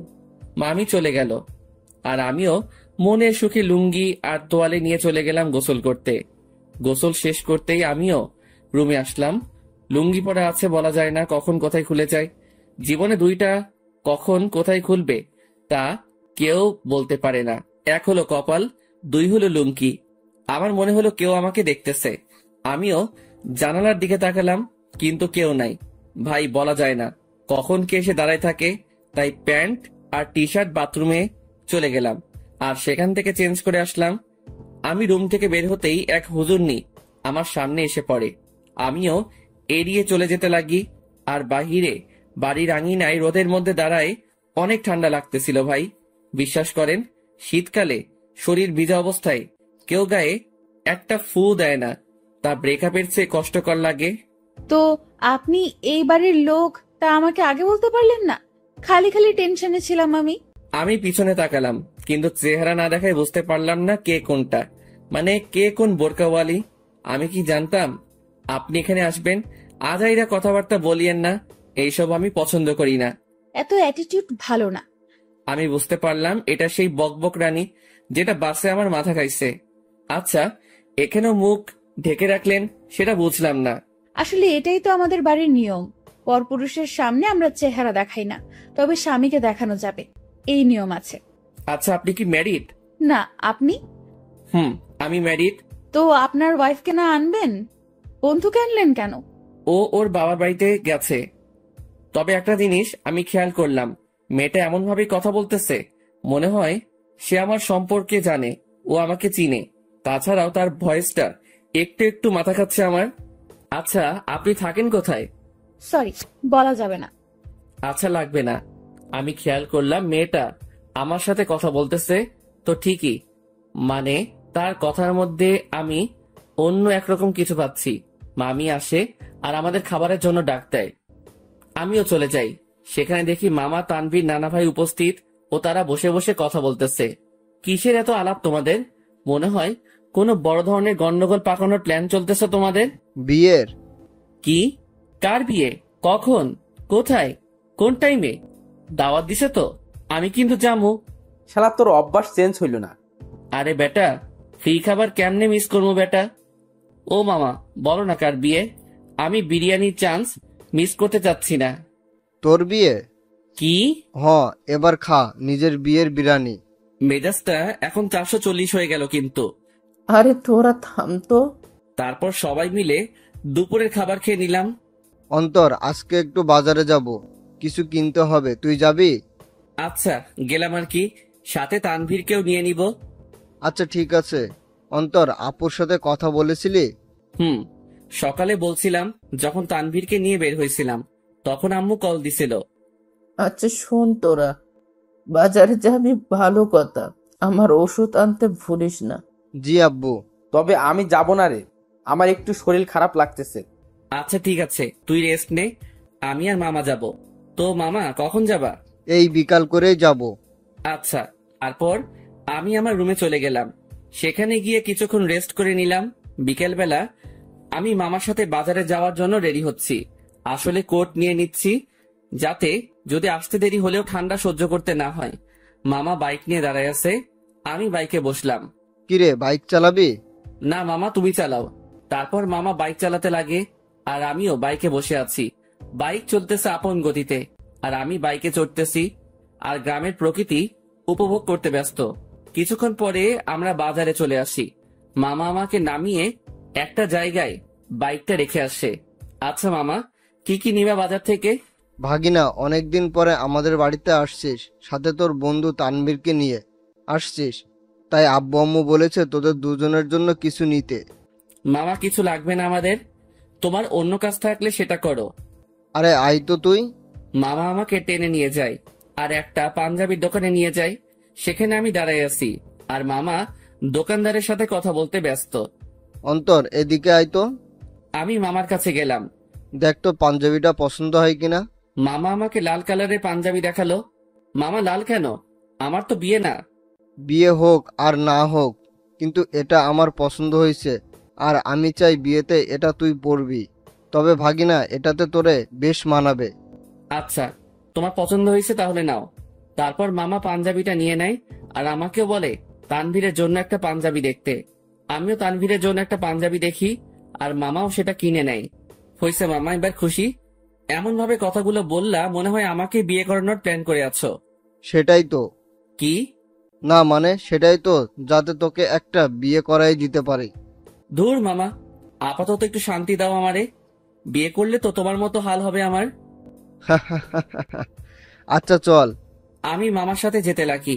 আমরা বাজারে হাঁটতে লাগলাম আর মামাও টুকিটাকি বাজার নিতে ব্যস্ত। আমিও মামার সাথে ঘুরে ঘুরে দেখতে লাগলাম। আর তখনই একটা শাড়ির দোকানে চোখ পড়লো, যেখানে বাহির থেকে একটা শাড়ি দেখা যাচ্ছিল যার রং ছিল গোলাপি। শাড়িটা দেখে তারিনের কথা মনে পড়লো, আর তারিনের পছন্দের কালারও গোলাপি। যেদিন প্রথম তারিনকে দেখি, সে গোলাপি জামা পরে কলেজে আসছিল, যা দেখে প্রায় কলেজের সকলেই তার দিকে তাকিয়েছিল। আর আমি তো দেখেই লাট্টু হয়ে গেছিলাম। আর সেদিনই তারিনকে আমার ভালো লেগে যায়। এরপর তারিনের পিছেই পড়ে যাই, আর প্রায় একটা সপ্তাহের মতো পিছে পড়েছিলাম। এরপর একদিন তানভীর শালা সাহস জাগিয়ে দেয় আর প্রপোজ করি, আর সেও সাথে সাথে অ্যাকসেপ্ট করে নেয় আর বলে নাকি সেও নাকি আমাকে পছন্দ করত, কিন্তু আমার রাগের জন্য আমার সামনেও আসতেও ভয় পেত। আসলে আমি সব সময় নিজেকে শান্ত রাখার চেষ্টা করি, কিন্তু যখন রেগে যাই তখন শান্ত হতে অনেক সময় লাগে। আর যার উপর রেগে যাই তাকে সহজে ক্ষমা করি না। কিন্তু তারিনের ব্যবহারটা আমার মোটেও ভালো লাগেনি। আসলে আমি বুঝতে পারলাম তার মধ্যে আমার জন্য কোনো ভালোবাসাই ছিল না, জাস্ট ভালো লাগাই ছিল, যেটাকে আমি ভালোবাসা ভেবে বসেছিলাম। আর সেটাই আমার বড় ভুল ছিল। ভালোবাসা মানে একে অপরের প্রতি বিশ্বাস, ভরসা। কিন্তু তারিনের জন্য আমি তানিয়ার সাথে মিলে তারিনের বার্থডে সেলিব্রেশন করার জন্য প্ল্যান করলাম। কিন্তু তারিন মনে করে বসেছিল আমার আর তানিয়ার মধ্যে কোনো কিছু চলতেছে। যদি তারিন আমাকে বিন্দু মাত্র বিশ্বাস করত, তাহলে সেটা কখনোই মাথায় আনত না।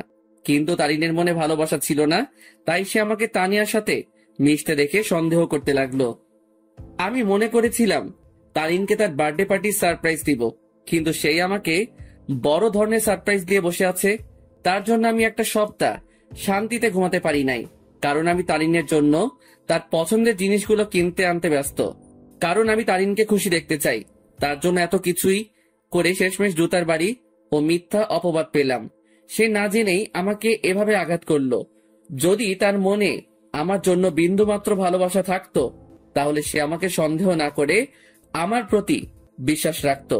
কিন্তু সে থাক, যা হয়েছে ভালোই হয়েছে। আমিও উচিত শিক্ষা পেলাম আর বুঝতে পারলাম তারিন আমাকে কেমন ভালোবাসছিল। কিরে, কি ভাবছিস? কই কিছুই না। আচ্ছা, নানা ভাইয়ের ওষুধ নিছো? নিব, কিন্তু তোর চোখে পানি কেন? আরে চোখে বালি ঢুকছে, সেটার জন্য। আমার সাথে আয়। আমি মামার সাথে গেলাম আর মামা একটা কলের কাছে নিয়ে যায়, আর আমিও মুখ ধুয়ে নেই। আসলে তারিনের কথা মনে করতে করতে ওই দিনের ঘটনাটাও মনে পড়ে গেল আমার, তাই চোখেও পানি চলে আসে। সেদিন তারিন আমাকে যেভাবে মারলো, আমি বুঝতে পারলাম সে কতটা ঘৃণা করে আমাকে। সে সত্যি না জেনেই আমাকে আঘাত করলো, যা থেকে বোঝা যায় তারিনের ভালোবাসা কত দূর। চল বাড়ি যাব, বাজার শেষ। নানা ভাইয়ের ওষুধ নাও। মামা চলে গেল ওষুধ নিতে, আর আমাকে বাজারের ব্যাগ ও পাঞ্জাবির প্যাকেটগুলো দিয়ে গেল। আমিও সেগুলো নিয়ে বাইকের কাছে চলে গেলাম। আজ তারিনের কথা মনে পড়তে লাগলো, কিন্তু তাকে এখন আমি ঘৃণা করি। তার ভালোবাসার রূপ দেখলাম ভালো করেই। জানি না কোথায় আছে সে, কি করতেছে। দূর, এর কথা কেন ভাবতে লাগলাম? সে যেখানে থাক ভালো থাক, মোট কথা আমার থেকে দূরে থাকলেই ভালো। আমার আশেপাশেও যাতে এই মেয়েটাকে যেন না দেখি আমি। মামা ওষুধ নিয়ে আসে, তারপর মামা বাইক নেয় আর আমিও বসে পড়ি ব্যাগ নিয়ে। তারপর আমরা বাড়ি ফিরি। আমি ব্যাগগুলো ডাইনিং টেবিলে রেখে আমার রুমে চলে যাই। সেখানে বসে বসে আমিও মোবাইল নিয়ে ব্যস্ত, কিন্তু তানভীর রুমে ছিল না। শালা ঠান্ডার মধ্যে গেল কই? কিছুক্ষণ পরে মামি আসে আর নাস্তার জন্য যেতে বলে। আমিও মোবাইল চার্জে লাগিয়ে নাস্তা করতে চলে যাই। দেখলাম তানভীর উপস্থিত, আর সে মামা ও নানা ভাইয়ের সাথে কথা বলতেছে। কিরে তানভীর, কই ছিলি তুই? আরে এমনি একটু বের হলাম আর কি। তারপর নাস্তা করি আর রুমে চলে যাই। সেখানে তানভীরও আসে। তোর নাম্বার বন্ধ কেন? কি বলিস, নাম্বার বন্ধ? কোনটা? কেন, শেষে 86 ওইটা? ও ওইটা? ওইটা তো নষ্ট হয়ে গেছে। নষ্ট হইছে নাকি তুই নষ্ট করছিস? আমি করছি। কেন, তোর কাছে আমার শেষে 68 ওয়ালা নাম্বারটা নাই? আছে তো। সেটাতে কল দিলে পাবি। আচ্ছা, তানিয়ার সাথে কথা হয়েছে তোর? আরে আরেকটু আগেও তো কথা বলে আসলাম তার সাথে। কি? আরে ফোনে কথা বললাম আর কি। তুই কি মনে করছিস তানিয়া এখানে আর আমিও তার সাথে ঘুরে ঘুরে কথা বলতেছি? আমি তো এটা মনে করি নাই। তুই এই কথাটা বললি কেন? আরে শালা, তুই তো এটাও ভাবতে পারিস, তাই আগে বলে দিলাম আর কি। আচ্ছা বাদ দে। আর শোন, তানিয়াকে আমার পক্ষ থেকে সরি বলে দিস ওই দিনের ঘটনার জন্য। আরে বেটা বলতে হবে না, আমি সামলে নিছি ব্যাপারটা। তারপর তানবীরের সাথে রাতে খাবারের আগ পর্যন্ত আড্ডা দেই। তারপর মামা এসে আমাদের খাবারের জন্য ডাকে আর আমরাও খাবার খেয়ে নেই। এরপর রাতে আম্মু আব্বুর সাথে কথা বলে নিলাম আর মোবাইলে সকাল ভোরের জন্য অ্যালার্ম দিলাম, যাতে সকালে উঠে নামাজ পড়ে গ্রামের শীতকালের সকালের দৃশ্য উপভোগ করতে পারি। এরপর দিলাম ঘুম। সকাল ভোরে আমার অ্যালার্ম বেজে ওঠে আর আমিও উঠে পড়ি। আমার অ্যালার্ম শুনে তানভীর কিছুটা নড়ে ওঠে। আমিও অ্যালার্মটা বন্ধ করে দেই আর শালা আবার ঘুম। আমিও ফ্রেশ হয়ে নেই আর বাসার থেকে উজু করে নেই। এরপর দরজা খুলে আমিও চলে গেলাম মসজিদে ফজরের নামাজের জন্য। মসজিদে নামাজ শেষ করে এবার বেরিয়ে পড়লাম ঘোরার জন্য। চারিদিকে কুয়াশায় ঘেরা, সামনে কি আছে কেউ দেখতে পারবে না। আর গ্রামের পরিবেশে এটা একটা অসাধারণ ও মুগ্ধকর মুহূর্ত। তবে এটাই না, এখন সবচেয়ে আকর্ষণীয় জিনিস দেখার বাকি, যেটা প্রায় অনেকে দেখতে গ্রামে আসে। আর সেটা হলো শীতকালে সকাল ভোরে সূর্যোদয়। ভাগ্যিস আমি কোট শু পরে বের হইছি, না হলে এমনিও ঠিক না জমি কুলফি হয়ে যাইতাম। আমি হাঁটতে লাগি আর কিছু স্বপ্ন দেখছিলাম, সেইগুলো ভাবতে লাগি। একদিন এক শীতের সকালে তাকে নিয়ে হাঁটবো, একটা চাদরকে দুজনে ভাগাভাগি করে নিয়ে পড়বো, একে অপরকে ধরে সেই কুয়াশা ভরা রাস্তায় একে অপরকে নিয়েই মগ্ন থেকে হেঁটে যাব। তাকে নিয়ে শীতের সকালে সূর্যোদয় দেখব আর সকালবেলা দুজনে ঠান্ডা ঠান্ডা খেজুরের রস খাবো। হয়তো এটা কোনোদিনও পূরণ হবে না, স্বপ্নই থেকে যাবে। থাক, কেউ লাগবে না আমার। আমার লাইফ আমি একাই এনজয় করব। তার ভালোবাসার কোনো প্রয়োজন নেই আমার। তার ভালোবাসার নমুনা দেখলাম ভালো করেই।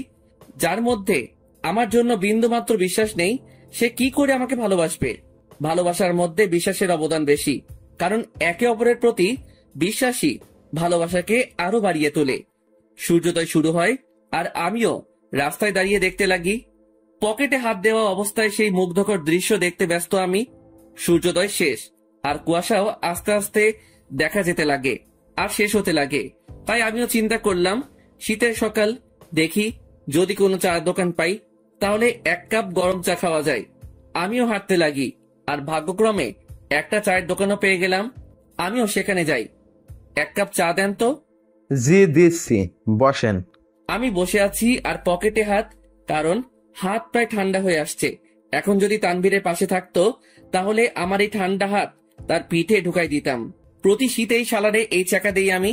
চা দিয়ে গেল আর আমিও পকেট থেকে হাত বের করে দুই হাত দিয়েই চায়ের গ্লাস ধরি।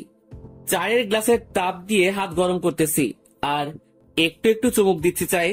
চা খাওয়া শেষ করলাম আর পকেট থেকে মানি ব্যাগটা বের করে চায়ের বিল দিয়ে দিলাম আর সেখান থেকে চলে আসলাম। আমি বাড়ির দিকে যেতে লাগি। বাড়ি আঙিনায় যেতে দেখি সামনে একটা সিএনজি। মনে হয় বাড়ি থেকেও আসছে। থাক, যেই আসুক আমার কি। আমিও আস্তে করে বাড়িতে ঢুকে যাই আর নিজের রুমের দিকে চলে যাই। রুমে প্রবেশ করা মাত্রই আমার চোখ কপালে উঠে গেল। তোমরা? কি রে হারামজাদা, ভালোই তো মজা মাস্তিতে আসিস। জি হ্যাঁ, আমার রুমে আমার আম্মু আব্বু উপস্থিত আর তানভীরও ঘুম থেকে উঠে গেছে। তোমরা এখানে কেমনে? কালকে না তোমাদের সাথে কথা বললাম আমি? আমরা 11টার গাড়িতে উঠি আর এখানে চলে আসি। এখানে আসার কারণটা কি? তাও হঠাৎ করে চলে আসলা, ব্যাপারটা বুঝলাম না। আমার আম্মু আব্বুর বাড়ি আর আমি আসবো না, এটা কি ধরনের কথা? আসবে মানা কি করলো, কিন্তু হঠাৎই না বলে চলে আসলা, ব্যাপারটা আমাকে একটু চিন্তায় ফেলে দিল। চুপ হারামজাদা, এত চিন্তা করতে হবে না তোকে। তোর জন্য আমি তানভীরকে মারলাম। মানে? আর বলিস না দোস্ত, আমাকে তুই মনে করে আমি ঘুমানো অবস্থায় মাথায় দিল একটা। তুই শালা মাইরের যোগ্য। আম্মুর কাছে গিয়ে আম্মুকে জড়িয়ে ধরলাম। তো মাই আম্মা যান, একটু বলবেন আপনার চেহারা এত খুশি কেন? কারণ আমার আব্বু জানতাকে পেয়ে গেলাম যে। কেমন আছিস আব্বু? কোনো অসুবিধা হচ্ছে না তো? আর বলিও না আম্মু, রাতের বেলা মশারা আমার কিস নিতে নিতে আমার ইজ্জত আস্ত রাখে নাই। এখন বউকে কি বলবো সেটাই সমস্যা। আমার কথা শুনে আম্মু আব্বু হেসে দেয়, কিন্তু তানভীরের মুখে অন্য কিছু দেখতে পাচ্ছি। কিরে তানভীর, তোর কি হয়েছে আবার? কই কিছুই না, আমার ঠান্ডা লাগছে, আমি ঘুমাই। যা ঘুমা তুই। আমি আম্মু আব্বুকে নিয়ে হলরুমের দিকে গেলাম আর দেখলাম মামা নানা ভাই কথা বলতেছে। আপু, এটা কি আসলেই তোর ছেলে? কেন? তোরে কি করলো? আর বলিস না আপু, আসতে না আসতেই আমার জীবনের অর্ধেক আগেই টানা টানা করেছে, আর এখন বাকিটুকু করতেছে আর কি। এই মামা, মেজাজ গরম করিও না, না হলে যে একেবারে জায়গা বরাবর বাস দিমো। আল্লাহ কি দেখে তোরে বানাইছে বুঝি না, একবারে ফাজিল এর বাপ তুই। আজ আছি তো তাই এসব বলতেছো, একদিন এই ফাজিলটা থাকবে না, সেদিন মিস করলেও লাভ হবে না মামু। প্রথম কথা তুই ফাজিল না, শয়তানের নানা, আর শয়তান মরে না, বুঝছস? ওকে দেখা যাবে। মামা ভাগিনার ঝগড়া শেষ হয়েছে? হয় নাই, আরো বাকি আছে। মামু, মেজাজটা কিন্তু 440 করছো। কোন সময় কোন অঘটন ঘটাই দেই আর তোমারে ফাঁসাই দিমো কিন্তু। কেন, কি করবি তুই? বেশি কিছু না, গ্রামে কোনো এক আন্টিকে টাকা দিয়ে ভাড়া করে আনবো। কেন, গ্রামের মহিলা এনে কি করবি? বেশি কিছু না, তারে বলবো তোমার জিএফ হিসেবে নিজেকে পরিচয় দিতে, বাকিটা মামি সামলাবে আর কি। কথাটা শুনে আব্বু আম্মু নানা ভাই হেসে দিল, আর মামার মুখের রিয়াকশন দেখে আমার হাসি আসতেছে। মামা ফুল শক খেয়ে গেল। ওরে খোদারে, আমার জীবন শেষ করার জন্যই জন্মাইছে হারামজাদা বজ্জাত, কি জিনিস রে তুই? এই আপু, এটা কি আসলে তোর ছেলে? আমার সন্দেহ হচ্ছে, এটাকে মনে হয় ভুল করে নিয়ে নিচ্ছিস তুই। আম্মু আব্বু হাসতেছে কারণ তারা ভালো করে জানে মামা ভাগিনার কাণ্ড। এইভাবে কিছুক্ষণ মজা করে রুমে চলে যাই। সকালে নাস্তার সময় আমরা সকলে একত্রে হই। আমি, আব্বু, মামা, নানা ভাই, শান্ত, তানভীর, আমরা সকলে নাস্তা করে নিলাম। অন্তর, তুই এমন কেন? আমি আবার কি করলাম? বাবা রে, তুই কি আমাদের কিছুই মনে করিস না? আরে কি হয়েছে, কান্না করতেছো কেন? সমস্যা কি একটু বলো তো, কি করলাম আমি? আমি আব্বুকে জড়িয়ে ধরলাম। যদি কোনো ভুল কিছু করে থাকি ক্ষমা করে দিও। আর ওই দিনের ব্যাপারটার জন্য সরি। আসলে মাথা ঠিক ছিল না, তাই কথা বলতে ইচ্ছে করতেছিল না, তাই রাগ করে টেবিল থেকে গ্লাস ফ্লোরে ছুঁড়ে মারি। আব্বু আমাকে খুব শক্ত করে জড়িয়ে ধরে। আমি বুঝতে পারলাম আব্বুর মনে কিছু একটা চলতেছে, কিন্তু কি তা বুঝতে পারতেছি না। আচ্ছা আব্বু, চলো একটু ঘুরে আসি দুজন মিলে। চল। আমি আব্বুকে নিয়ে গ্রামে ঘুরতে গেলাম আর দুপুর পর্যন্ত ঘুরলাম। এরপর বাসায় আসলাম। অন্তর, তুই সত্যি কি ভালো আছিস? তোর মনে কোনো কষ্ট নেই তো? আমাকে দেখে কি মনে হয় তোমার আমি কষ্টে আছি? কষ্টে থাকলে কেউ তিরিং বিরিং করে ঘুরে বেড়ায় নাকি? মজা মস্তি করে নাকি? আল্লাহর রহমতেই ভালো আছি আমি। তবে তোমার কেন মনে হচ্ছে আমি ভালো নেই? না, এমনি। আচ্ছা চল ভিতরে যাই। আমরা ভিতরে গেলাম। দুপুরে খাবার সময় আমরা সকলে মানে সকল ছেলে মানুষ একত্রে খাবার খেয়ে নিলাম। তারপর আর কি, অন্যান্য দিন যা করি সেটাই করে সন্ধ্যা পর্যন্ত পার করলাম। সন্ধ্যায় আমি মোবাইলটা চার্জে লাগিয়ে আসি নাস্তার জন্য। হল রুমে এসে দেখি সকলে কি নিয়ে আলোচনা করতে ব্যস্ত। আমিও গেলাম তাদের কাছে। আচ্ছা, আমি একটা জিনিস বুঝলাম না, আমি আর তানভীর যেদিন আসলাম সেদিন থেকে তোমরা আমাকে ছাড়া বাকি সবাই আলোচনা সভা তৈরি করে আলোচনা করতে ব্যস্ত। এখন আজকে আব্বু আম্মু আসলো, আজকে আব্বুকে নিয়েও তোমরা শুরু করে দিলে। আসলে কি এমন আলোচনা করতেছো তোমরা? আমার কথাগুলো শুনে সবাই থমকে গেল। মনে হয় আমি তাদের কাছে তাদের জান চাইছি। কিছু না রে, এমনি আড্ডা চলতেছে আর কি। মামা, নানা ভাই তারা এত ফ্রেন্ডলি যে তাদের সাথে আড্ডা দিতে হেব্বি মজা হয়, তুইও আয়। আমি তাদের কাছে গিয়ে আড্ডা দিতে ব্যস্ত, কিন্তু সকলের চেহারায় অন্য কিছু দেখতে পাচ্ছি আমি। তারা আমার থেকে কথা লুকাচ্ছে তা আমি শিওর, কিন্তু কি সেটা জানি না। তবে আমাকে জানতে হবে। সন্ধ্যায় সকলে নাস্তা করে নিলাম। আমি একটু বাইরে যাব। আচ্ছা যা, কিন্তু 9টার আগে বাসায় আসবে। আচ্ছা। তারপর আমি বাহিরে গেলাম। কিছু দূর হাঁটতেই মনে পড়লো মোবাইলের কথা, যেটা আমি চার্জে দিয়ে আসছি। তাই আমিও আবার বাড়ির দিকে গেলাম, দরজা মুখোমুখি দেওয়া। আর আমি হলরুমে যেতেই দেখি সেখানে কেউ নেই। কিরে, আমি আসার আগ পর্যন্ত তো আব্বু, নানা ভাই, মামা, তানভীর এখানেই ছিল, তাহলে কই গেল? আমিও আমার রুমের দিকে যাই, আর চার্জ থেকে মোবাইলটা নিয়ে বেরিয়ে আসতেই নানুর রুম থেকে কথা বলার আওয়াজ পাই। আব্বু, আমি তানভীরের কাছ থেকেই সকল কথা শুনে তাকে তোমাদের কাছে পাঠালাম। শুধু তাই না, তারিনও আমাকে কল দিয়ে সত্যিটা বলে যে সে কি কি করছে অন্তরের সাথে। প্রথম আমারও রাগ উঠছিল, তারপর তারিন কান্নাকাটি করতে লাগে আর সে তার ভুল বুঝতে পারে। তোমাদেরও সবটুকু বললাম, অন্তরকে বুঝতে দিই নাই। আমরা তার কষ্ট সম্পর্কে অনেক আগেই জেনে গেছি। রেহেনা, মা শোন, আমাদের বুদ্ধিমতো অন্তরকে এখানে আনলাম আর আটকে রাখলাম। তাকে বুঝতেও দিই নাই যে আমরা এখানে তার বিয়ের ব্যবস্থা করছি। আমি কথাগুলো শুনেই নিস্তব্ধ হয়ে গেলাম। খুব বড় ধরনের শক খেলাম আমি। তার মানে আমাকে এই কারণে আম্মু নানার বাড়িতে পাঠাইছে। আমি কি বলবো বা করবো কিছুই বুঝতে পারলাম না। আমি মোবাইল নিয়ে আস্তে করে বাহিরে যাই, আর নানুর রুমের জানালা খোলা, সেটা দিয়ে আমি কোনো মতে নিজেকে আড়াল করে বাইরে থেকে তাদের দেখতে ও কথাগুলো শুনতে লাগি। এখানে আম্মু তারিনের কথা বলল, কিন্তু এখানে তারিন কোথা থেকে আসবে? আর তখনই দুইটা মেয়েকে দেখলাম। মেয়েগুলো আর কেউ না, সেই মেয়ে যেগুলো আমাদের সাথে আমাদের বাড়িতে আসছে। তাদের চেহারায় এখনো পর্দা করা, তবে তারা তাদের পর্দা খুলতে লাগে। তাদের পর্দা খোলা শেষ, কিন্তু আমি তাদের পিছনের অংশটুকুই দেখতে লাগলাম। এরপর তারা দুজনেই ঘুরতেই সেই লেভেলে শক খেয়ে গেলাম আমি, কারণ আমি তাদের চেহারা দেখলাম। যে মেয়েটা আমার মাথা খাইছে সেটা আর কেউ না, তারিন। আর তার পাশের মেয়েটা হচ্ছে তানিয়া। কি ধোকা দিল রে দুইটাই! ভাইরে ভাই, কি জিনিস এরা! আমার আগেই সন্দেহ হয়েছিল এই দুইটার উপর, তবে চেহারা দেখার ইচ্ছা ছিল, কিন্তু দেখতে পারি নাই। আন্টি দেখুন, আপনার কথা মতো আমিও এই দুজনকেই নিয়ে আসি আমাদের সাথে, আর অন্তরকে বুঝতেও দিই নাই এই দুই বোরকাওয়ালি আর কেউ না, তানিয়া ও তারিন। কিন্তু আন্টি, আপনি হয়তো এই মেয়েটাকে মাফ করতে পারেন, কিন্তু আমি কোনোদিনও মাফ করব না।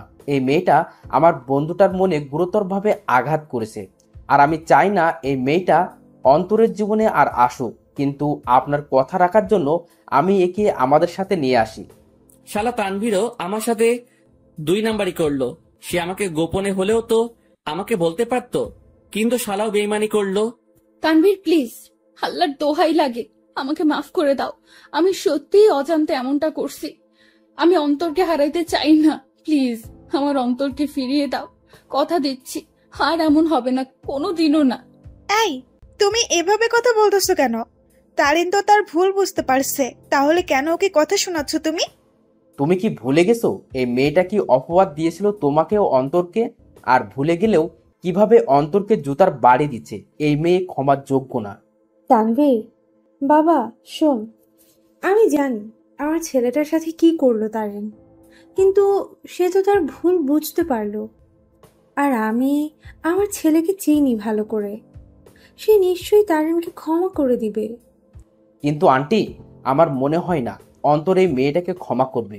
আমি অন্তরকে ভালো করে চিনি, কারণ অন্তরের সাথে কেউ শত্রুতামি করলেও অন্তর ক্ষমা করে দিতে পারে, কিন্তু এই মেয়েটা অন্তরের মন ভাঙছে। তাই তো বাবা, আমরা অন্তর ও তারিনের বিয়ের ব্যবস্থা করেছি, যাতে বিয়ের পর অন্তর তারিনকে বুঝতে পারে আর ক্ষমাও করে দেয়। আর এই জন্যই আগামীকালেই অন্তর ও তারিনের বিয়ে দিব আমরা সকলে মিলে। তানভীর, আমি অন্তরকে না পেয়ে মরেই যাব। দেখো তানভীর, আমি জানি আমি অনেক বড় ভুল করছি, কিন্তু বিশ্বাস করো, অন্তরকে আমি নিজের থেকেও বেশি ভালোবাসি। তানভীর, আমি তোমার পায়ে পড়ি, একমাত্র তুই পারিস অন্তরকে আমার করে দিতে। এই মেয়ে দূরে থাক আমার থেকে। আর আন্টি আঙ্কেল যেহেতু আপনার অন্তরকে না জানিয়ে অন্তরের বিয়ের ব্যবস্থা করছেন, যদি অন্তর জানতে পারে যে আপনাদের প্ল্যানে আমি জড়িত, তাহলে অন্তর আমাকে কখনোই ক্ষমা করবে না। তাই আপনারাও কেউ বলিয়েন না যে আমি আপনাদের সাথে ছিলাম। কিন্তু তানভীর, আমি তো সত্যিটা জেনেই গেছি। আর কথা রইল বিয়ের, সেটা তখনই হবে যখন আমি এখানে থাকবো। তার আগেই আমি এখান থেকে কেটে পড়বো। ঠিক আছে বাবা, আমরা এটা বলবো না যে তুমি সব জানতে। আমরা ব্যাপারটা লুকাবো অন্তর থেকে। এবার আমার সামনে সকল সত্য চলে আসলো। বাহ, ভালোই তো প্ল্যান করছে। আর কি বললো তারিন? সে আমাকে ভালোবাসে, তাই না? আর ভালোবাসা লাগবে না। বিয়ে তো দূরে থাক, তার চেহারাও দেখতে আমি ইচ্ছুক নই। আমিও চলে গেলাম। কোনো মতে রাত 8টা পর্যন্ত বাহিরে কাটালাম। আমি বাড়ি আসলাম আর দেখলাম তারা কথা বলতেছে। আমি তো এখন জেনেই গেছি তাদের কি নিয়ে আলোচনা হতো এতদিন। তারা আমার থেকে কথা লুকাইছে। এবার আমিও তাদের বুঝতে দিব না আমিও তাদের গোপন কথাটা জেনে গেছি। সকলে মিলে রাতের খাবারটা খেয়ে নিলাম। তবে আমি চুপচাপ ভাবে থাকি আর তাদের বুঝতে দেই না আমার মনে কি চলতেছে। আমি কারোর সাথে কোনো কথা না বলে চলে যাই রুমে। কিরে, কি করিস? কিছু না। কিরে, এভাবে চুপচাপ আসিস কেন? আমার ঘুম আসতেছে। Bye, good night. আমি কম্বলটা গায়ের উপর দিয়ে শুয়ে পড়ি। রাত প্রায় 12টা বাজে। তানভীর ঘুমায়, কিন্তু আমি ঘুমাইনি, কারণ আমি চলে যাব এখান থেকে। কাউকে বলেও যাব না। আমিও উঠে আমার ব্যাগ গুছিয়ে নিয়ে রেডি হয়ে আস্তে করে ব্যাগ নিয়ে রুম থেকে বেরিয়ে পড়ি আর আস্তে করে দরজা খুলে বাসার বাইরে চলে যাই। আমাদের বাড়ি থেকে বাস স্টেশন প্রায় হেঁটে গেলে 15 মিনিটের রাস্তা। আর আমিও ব্যাগ নিয়ে হাঁটতে লাগি। বাস স্টেশন প্রায় হেঁটে গেলে 15 মিনিটের রাস্তা আর আমিও ব্যাগ নিয়ে হাঁটতে লাগি। আমি কোনো মতে বাস স্টেশনে পৌঁছে যাই। সেখানে গিয়ে মামা তানভীরকে SMS করে দেই যে আমি চলে যাচ্ছি, আমার জন্য চিন্তা না করতে। ব্যাস, মেসেজ দিয়ে মোবাইলটা অফ করে দেই আর বাস স্টেশনে বসে আছি। আজ আমি আমার আপন মানুষগুলো থেকে দূরে চলে যাব। তবে জানি না কোথায় যাব আমি। তবে আপাতত আমি আমার এলাকার দিকেই যাব। এরপর না হয় অন্য কোনো কিছু ভাববো আমি। ভাগ্যক্রমে একটা বাস আসে আর আমি উঠে পড়ি। আমি বাসের মধ্যে ড্রাইভারের পিছনের সিটে বসি। সেখানে টিকিট বাকি ছিল, তাই আমিও নিয়ে নেই। মোট কথা, তাদের থেকে দূরে চলে যেতে চাই আমি। আর তারিন, যে কিনা আমাকে অনেক কষ্ট দিল, সে আমার আম্মু আব্বুকে ভালোই পটাতে পারলেও সে কোনো দিনও আমাকে পাবে না। কারণ সে আমার মনে গুরুতরভাবে আঘাত করলো, যা সহজেই মিটবে না। আমি অনেক কষ্ট ভোগ করছি, আর এত সহজে তারিন আমাকে পেয়ে যাবে তা কোনো দিনও না। এবার সেও বুঝুক, যখন ভালোবাসার মানুষ দূরে থাকে ও ঘৃণা করে তখন কেমন লাগে। আমি অনেক কষ্ট অনুভব করলাম, এবার তার পালা কষ্ট অনুভব করার। আমি কোনো দিনও তারিনকে বোরকা পরা অবস্থায় দেখি নাই। আর আমাদের সাথে যখন বাসে ওঠে তখন সে বোরকাটা পরে, মানে শুধু চোখগুলো দেখা যাবে, বাকি শরীরের অংশ দেখা যাবে না। ওই বোরকাটা পরে। আর এই বোরকাটা পরায় আমি তারিনকে চিনতে পারি নাই। তবে শুধু তারিন না, তানিয়াও তারিনের মতোই বোরকা পরে, তবে বোরকার রংটা ভিন্ন।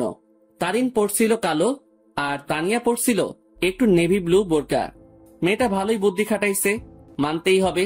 সে আমার সামনে না এসে আম্মু আব্বুকে ভালোভাবেই পটাইছে ও তাদেরকে ভালোভাবেই আয়ত্ত করলো, কিন্তু কোনো লাভ হয়নি।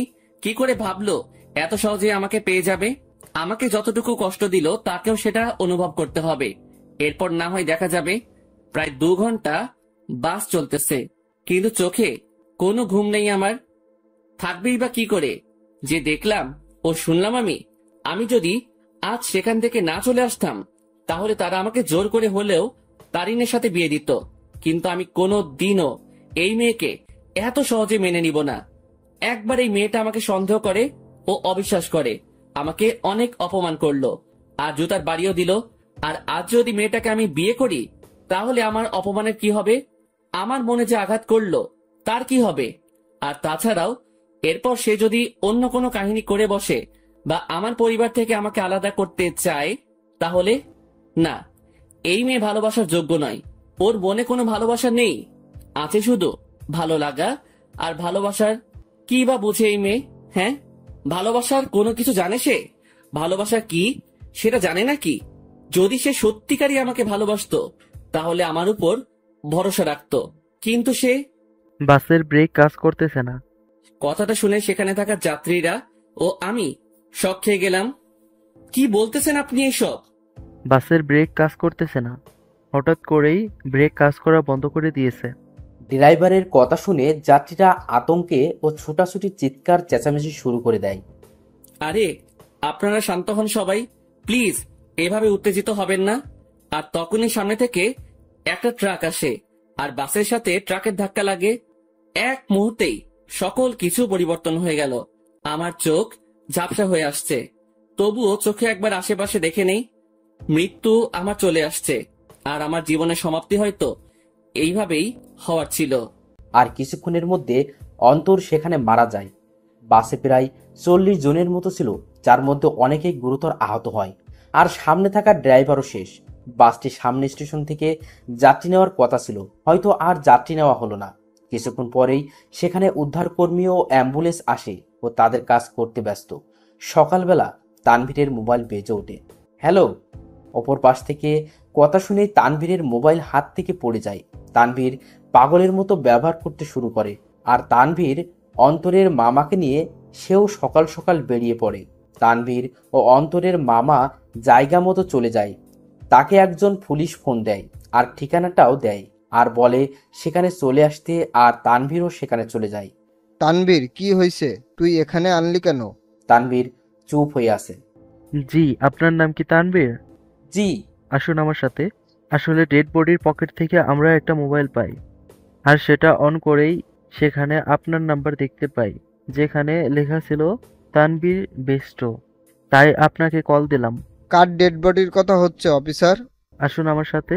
পুলিশ তানভীর ও অন্তরের মামাকে একটা রুমে নিয়ে যায়, যেটাতে ডেড বডি শোয়ানো। সেখানে সাদা চাদর মোড়ানো একটি লাশের কাছে নিয়ে যায়।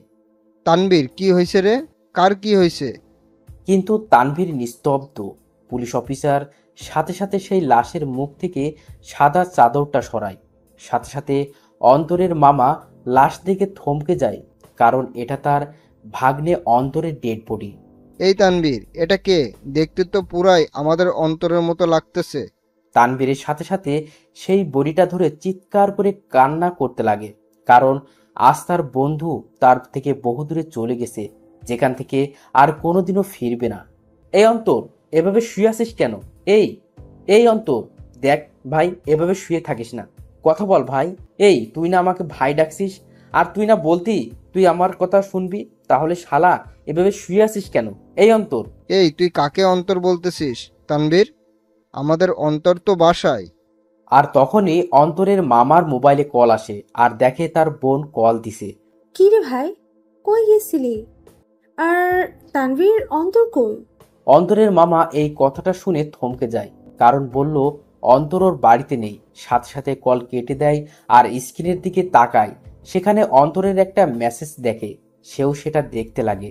সেখানে লেখা ছিল, মামা, আমি তোমাদের মনের গোপনের তথ্যটা জেনে গেছি, কিন্তু তোমরা আমার মনের অবস্থা জানো না।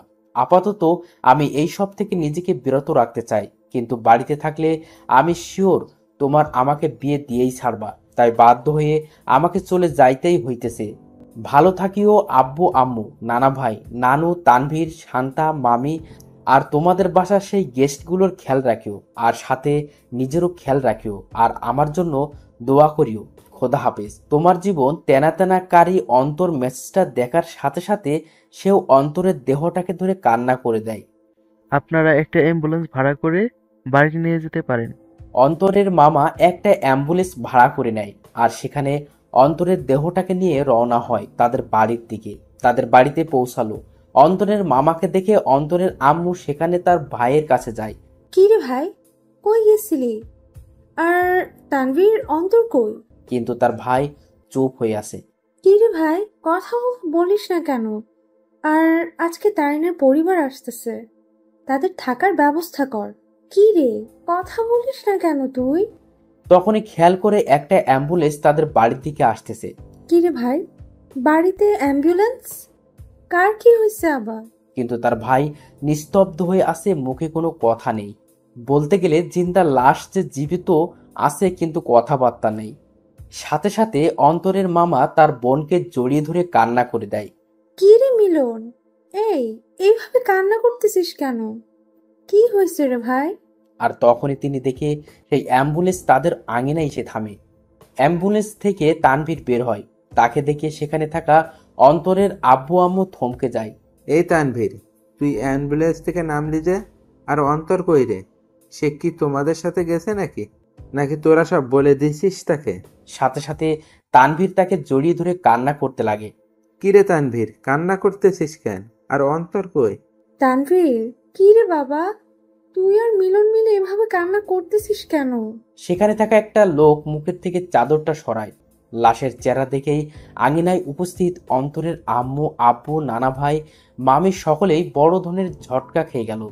সাথে সাথে অন্তরের আব্বু, আম্মু, নানা ভাই সেই লাশের কাছে গেল, আর তারা দেখলো তাদেরই অন্তরের সেই সাদা চাদর গায়ে মরিয়ে চোখ বন্ধ করে আছে।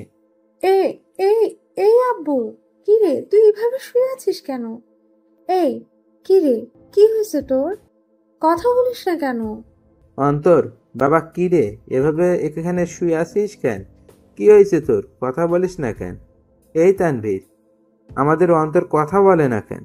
ওর কি হয়েছে? নাকি তোরা সব সত্যি বলে দিছিস বলে রাগ করে আছে আমাদের উপর? কি রে তানভীর, মিলন কথা বলিস না কেন? অন্তর এইভাবে শুয়ে আছে কেন? কিন্তু তানভীর আর তাদের মিলন মামা কান্না করেই যাচ্ছে। কাল রাতে বাস অ্যাক্সিডেন্টে উনি মারা যান। কি যা তা বলতেছেন এগুলো? আমার ছেলে বাড়ি ছিল, ও কি করে নাকি ফাইজলামি করতেছে এই বেয়াদবটা। এই আমার রাগ উঠে গেছে, কিন্তু এইসব নিয়ে কি ফাইজলামি করিস অন্তর? এইসব কোনো মজা করার ব্যাপার? এই উঠ বলতেছি, না হলে কিন্তু একটা মারও মাটিতে পড়বে না। তারা অন্তরকে অনেকবার জাগানোর চেষ্টা করলো, কিন্তু অন্তর তো আর জাগবে না। সে চির নিদ্রায় চলে গেল, যেখান থেকে আর ফিরবে না কোনোদিনও। এ আব্বু, কথা বলিস না কেন তুই? একটিবার কথা বল বাবা। কি রে আব্বু, কথা বল না। সাথে সাথে অন্তরের বাবা মা দুজনই অন্তরের দেহটাকে জড়িয়ে ধরে কান্না করে দিল। তারিন আর তানিয়া বাড়ি থেকে বের হয়ে দেখে বাড়ির আঙিনায় অনেক মানুষ। কি রে, এখানে এত মানুষ? বিয়ে তো ঘরোয়া পরিবেশে হবে বললো, তাহলে এত মানুষ আর কান্নাকাটির আওয়াজ পাচ্ছি কেন? চল তো দেখি কি হয়েছে। তারপর তানিয়া ও তারিন সেখানে গেল। কি রে, আন্টি এভাবে কান্না করতেছে কেন? কি হয়েছে? আঙ্কেলও কান্না করতেছে। কি হয়েছে রে? তারিন অন্তরের আম্মুর কাছে যায়। সেখানে গিয়ে যখনই অন্তরের আম্মুর কাঁধে হাত দিবে, তখন সে সেখানেই নিস্তব্ধ হয়ে যায়। তার মুখ দিয়ে আর কোনো কথা বেরোচ্ছে না। সেও সাথে সাথে সেখানে বসে পড়ে। আন্টি, অন্তর এভাবে শুয়ে আছে কেন? কি হয়েছে ওর?